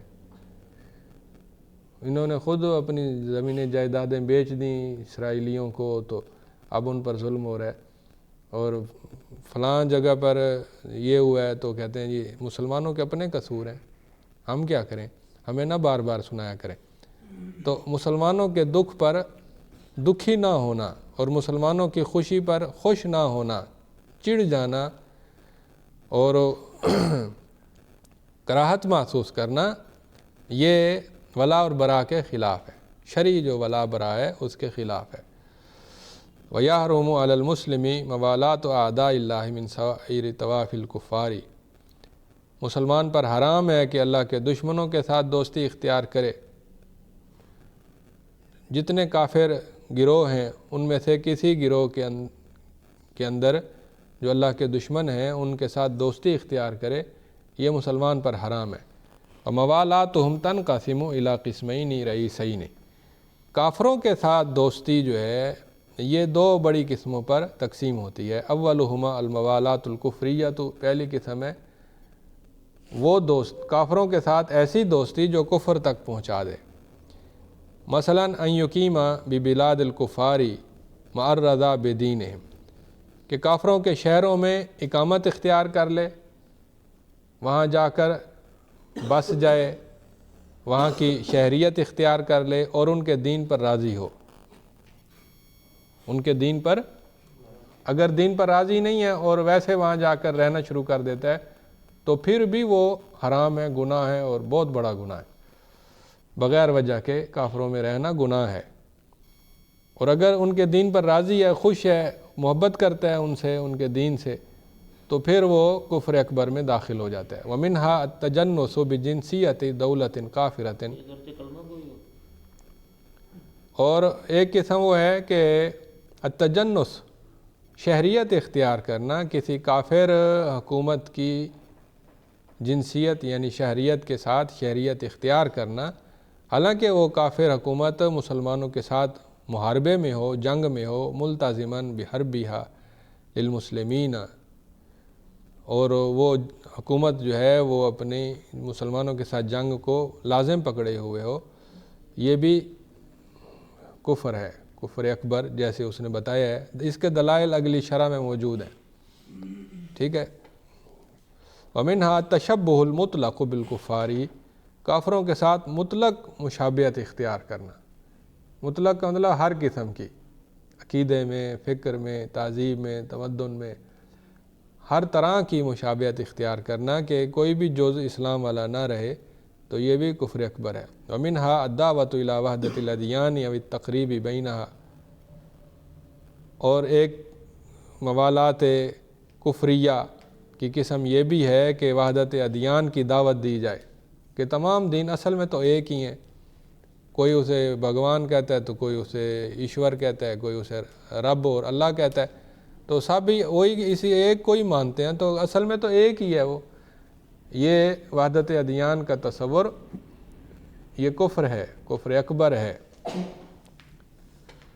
تو ومنہا اعانتہم علی المسلمین محبۃ لہم، کافروں کی مدد کرنا مسلمانوں کے خلاف جبکہ کافروں کی محبت غالب ہو، محبت لہم ورغبۃ فی انتصارہم علی المسلمین، اور یہ رغبت ہو کہ کافر مسلمانوں پر غالب آ جائیں۔ ایسے لوگ بھی ہوتے ہیں دنیا میں کہ جو نام کے مسلمان ہوتے ہیں لیکن وہ مسلمانوں کے خلاف کافروں کی مدد کرتے ہیں، کافروں کی محبت میں آ کر، اور وہ چاہتے ہیں کہ کافر بے شک مسلمانوں پر غالب آ جائیں، ایسے بھی لوگ ہیں۔ وثانی قسمئی موالات الکفار، کافروں کے ساتھ دوستی کی دو قسموں میں سے جو دوسری قسم ہے وہ ہے الموالات المحرمۃ غیر الکفریۃ، ایسی موالات جو کہ حرام ہے لیکن کفر نہیں ہے، اور اس کے مظاہر میں سے ہے محبتہم، کافروں کے ساتھ محبت کرنا، والاستیطان الدائم فی بلادہم، اور ان کے شہروں میں مستقل طور پر وطن بنا کر رہنا، والسفر الیہا لغیر حاجۃ، اور ان کے شہروں کی طرف سفر کرنا بغیر حاجت کے ان کے علاقوں کی طرف سفر کرنا، ومشارکتہم فی اعیادہم الدینیہ، اور ان کی دینی عیدوں کے اندر شرکت کرنا، والتشبہ بہم فیما ہوا خاص بہم، اور ان کے ساتھ ایسی چیزوں میں مشابہت اختیار کرنا جو ان کے لیے خاص ہوں، مما یتمیز بہ الکفار عن المسلمین، ایسے طریقے اختیار کرنا جن میں کافر مسلمانوں سے الگ ہوتے ہوں اور ان میں مسلمان بھی ان کی پیروی کرنا شروع کر دیں۔ مثلا کرسمس ہے، کرسمس کافر مناتے ہیں، مسلمان نہیں مناتے، اگر مسلمان کافروں کی محبت میں ان کے ساتھ شامل ہو کر کرسمس منانے لگ جائیں تو یہ موالات محرمہ ہے۔ وترکہم یظہرون شعائر دینہم فی بلاد المسلمین، اور مسلمانوں کا ترک کر دینا، یظہرون شعائر دینہم فی بلاد المسلمین، اس کا تھوڑا دیکھنا پڑے گا۔ واتخاذ الکافر بطانۃ، اور مسلمان کا کافر کو اپنا رازدار بنانا، بطانہ کہتے ہیں ایسا خاص دوست جس سے وہ اپنے معاملات، خفیہ معاملات بھی اسے بتائے، ایسا رازدار بنانا حرام ہے۔ والسکن معہ، اور اس کے ساتھ رہائش اختیار کرنا، یہ موالات محرمہ کی اقسام ہیں۔ تیسری قسم ہے ما یجوز او یجب التعامل بہ مع الکفار، کون سی چیزیں جائز ہیں کافروں کے ساتھ معاملہ کرنے میں اور کون سی چیزیں واجب ہیں، اور جو داخل نہیں ہیں حرام ولا کے اندر، یعنی حرام اور حلال ولا برا تو پڑھ لیا ہم نے، لیکن اب یہ دیکھنا ہے کہ مسلمانوں کے ساتھ، کافروں کے ساتھ مسلمانوں کے کون سے معاملات جائز ہیں اور کون سے جائز نہیں ہیں۔ یجب علی المسلمین حمایت اہل ذمۃ والمستأمنین، مسلمانوں پر واجب ہے کہ وہ ذمیوں کی حفاظت کریں اور جو امن طلب کرنے والے کافر ہیں ان کی بھی حفاظت کریں، کیونکہ کافروں نے معاہدے کے تحت جب قبول کر لیا کہ وہ مسلمانوں کے ساتھ رہیں گے اور وہ جزیہ بھی دیں، تو مسلمانوں پر بھی واجب ہے کہ وہ ان کے ساتھ معاہدے کا احترام کریں۔ والعدل عند الحکم فیہم، اور جب وہ ان کے اندر فیصلہ کریں تو عدل کے ساتھ فیصلہ کریں۔ او بینہم و بین غیرہم، آپس میں فیصلہ ہو یا دوسروں کے ساتھ ہو اس میں عدل کریں۔ و احسان جوارہم، اور اگر وہ کافر پڑوسی ہو تو اس پڑوسی کے ساتھ اچھا سلوک کریں۔ ورد السلام علیہم، اور اگر کافر سلام میں پہل کرے تو اس کو جواب بھی دینا چاہیے۔ البتہ کافر کو سلام میں پہل نہیں کرنی چاہیے، جو خاص مسلمانوں والا سلام ہے نا وہ کافر کو نہیں کرنا چاہیے۔ البتہ کافر جب نظر آئے ملے تو ہم اسے یہ کہہ سکتے ہیں، سلام تو نہ کہیں السلام علیکم، ایسے نہ کہیں کیونکہ کافر ہے، یہ کہیں کیا حال ہے، ٹھیک ہے، یہ کہہ سکتے ہیں۔ تو وَيَحْرُمُ عَلَى الْمُسْلِمِ أَنْ يَعْتَدِيَ عَلَى كَافِرٍ غَيْرِ حَرْبِيٍّ، حرام ہے مسلمان پر کہ وہ زیادتی کرے ایسے کافر پر جو حربی نہ ہو، یعنی جو جنگ نہ لڑ رہا ہو مسلمانوں کے ساتھ، اس کے ساتھ مسلمان زیادتی نہ کریں۔ او یظلمہ، اور حرام ہے کہ اس پر ظلم کریں، او یغشہ، یا اس کے ساتھ خیانت کا معاملہ کریں، دھوکہ دیں اسے۔ کما یحرم اجبار الیہودی او النصرانی او المجوسی علی الدخول فی الاسلام، اسی طرح حرام ہے کہ یہودی کو مجبور کیا جائے یا نصرانی کو مجبور کیا جائے یا مجوسی کو مجبور کیا جائے کہ وہ اسلام میں داخل ہو جائے، کسی کو اسلام پر مجبور کرنا حرام ہے۔ وَيَجُوزُ لِلْمُسْلِمِ اسْتِئْجَارُ الذِّمِّيِّ وَالْمُسْتَأْمِنِ فِي عَمَلٍ لَيْسَ فِيهِ اسْتِعْلَاءٌ عَلَى مُسْلِمٍ، مسلمان کے لیے جائز ہے کہ کسی ذمی کو اپنا ملازم بنا لے، یا کسی امان طلب کرنے والے کافر کو اپنا اجیر ملازم بنا لے ایک ایسے کام میں جس میں مسلمان پر کوئی زیادتی نہ ہو، کوئی مسلمان کو نقصان نہ ہو۔ وَيَسْتَحِبُّ لَهُ الْإِحْسَانُ إِلَى الْمُحْتَاجِ مِنْهُمْ، کافروں میں جو کافر محتاج ہو جائے، ضرورت مند ہو، اس کے ساتھ نیکی کرنا بھی پسندیدہ ہے، اچھی بات ہے۔ وَصِلَةُ قَرِيبِهِ مِنْهُمْ، کافروں میں جو کوئی قریبی رشتہ دار ہو اس کے ساتھ صلہ رحمی بھی مستحب ہے، پسندیدہ ہے۔ وَيَجُوزُ بِرُّهُمْ بِالْهَدِيَّةِ، اور کافروں کے ساتھ نیکی کرنا تحفہ تحائف دے کر یہ بھی جائز ہے۔ وَنَحْوِهَا عِنْدَ وُجُودِ مَصْلِحَةٍ شَرْعِيَّةٍ، جب کوئی دینی شرعی مصلحت ہو۔ وَيَسْتَحِبُّ إِكْرَامُ أَحَدِهِمْ إِذَا نَزَلَ ضَيْفًا عَلَى الْمُسْلِمِ، جب کوئی کافر مسلمان کے پاس بطور مہمان آئے تو اس کی عزت کرنا بھی مستحب ہے۔ وَيَجُوزُ لِلْمُسْلِمِ الْأَكْلُ الْعَارِضُ مَعَهُمْ، اور مسلمان کے لیے جائز ہے کہ اگر کبھی اسے عارضی طور پر کافر کے ساتھ کھانا کھانا پڑ جائے تو وہ جائز ہے، کوئی حرج نہیں ہے۔ وَالتَّعَامُلُ مَعَهُمْ فِي الْأُمُورِ الدُّنْيَوِيَّةِ الْمُبَاحَةِ، اور مسلمان کے لیے جائز ہے کہ وہ دنیاوی مباح معاملات میں کافروں کے ساتھ کوئی معاملہ کر سکتا ہے۔ وَأَنْ يَعْمَلَ عِنْدَهُمْ، اور وہ ان کے ساتھ کوئی محنت بھی کر سکتا ہے۔ وَأَنْ يُشَارِكَهُمْ، ان کے ساتھ جائز کام میں شریک بھی ہو سکتا ہے۔ کما یجوز، جیسا کہ جائز ہے، یتزوج بکافرۃ کتابیۃ عفیفۃ، کہ وہ کسی کتابی کافر پاک دامن عورت کے ساتھ شادی بھی کر سکتا ہے۔ وَيَجُوزُ لِلْمُسْلِمِ أَنْ يَسْتَعِينُ بِالْكُفَّارِ إِذَا اضْطَرُّوا إِلَى ذَلِكَ، مسلمانوں کے لیے جائز ہے کہ وہ کافروں سے تعاون طلب کریں جب اس پر وہ مجبور ہو جائیں۔ وَأَمِنُوا مِنْ مَكْرِهِمْ، اور جب وہ امن میں ہوں ان کی سازشوں سے، وَضَرَرِهِمْ، اور ان کے ضرر سے۔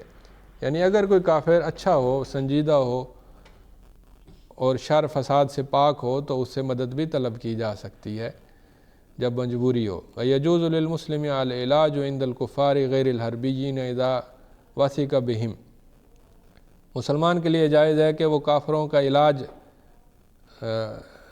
علاج کی خدمت حاصل کر سکتا ہے جب وہ کافر غیر حربی ہوں اور وہ قابل اعتماد ہوں۔ وَدَفْعُ الزَّكَاةِ إِلَى الْمُؤَلَّفِ مِنْهُمْ، اور جو کافر جن کی محبت قربت مطلوب ہو دین کے لیے، دین کے فائدے کے لیے، یا ان کو دین کے قریب لانے کے لیے جن کافروں کی محبت الفت مطلوب ہو تو ان کو زکوٰۃ بھی دی جا سکتی ہے۔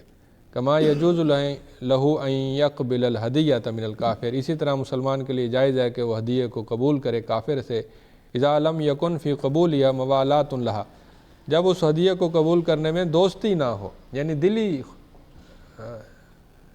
دلی محبت نہ ہو، تو پھر جائز ہے کہ وہ ان سے ہدیہ بھی قبول کر سکتا ہے۔ وصلی اللہ علی نبینا محمد وعلی آلہ وصحبہ وسلم۔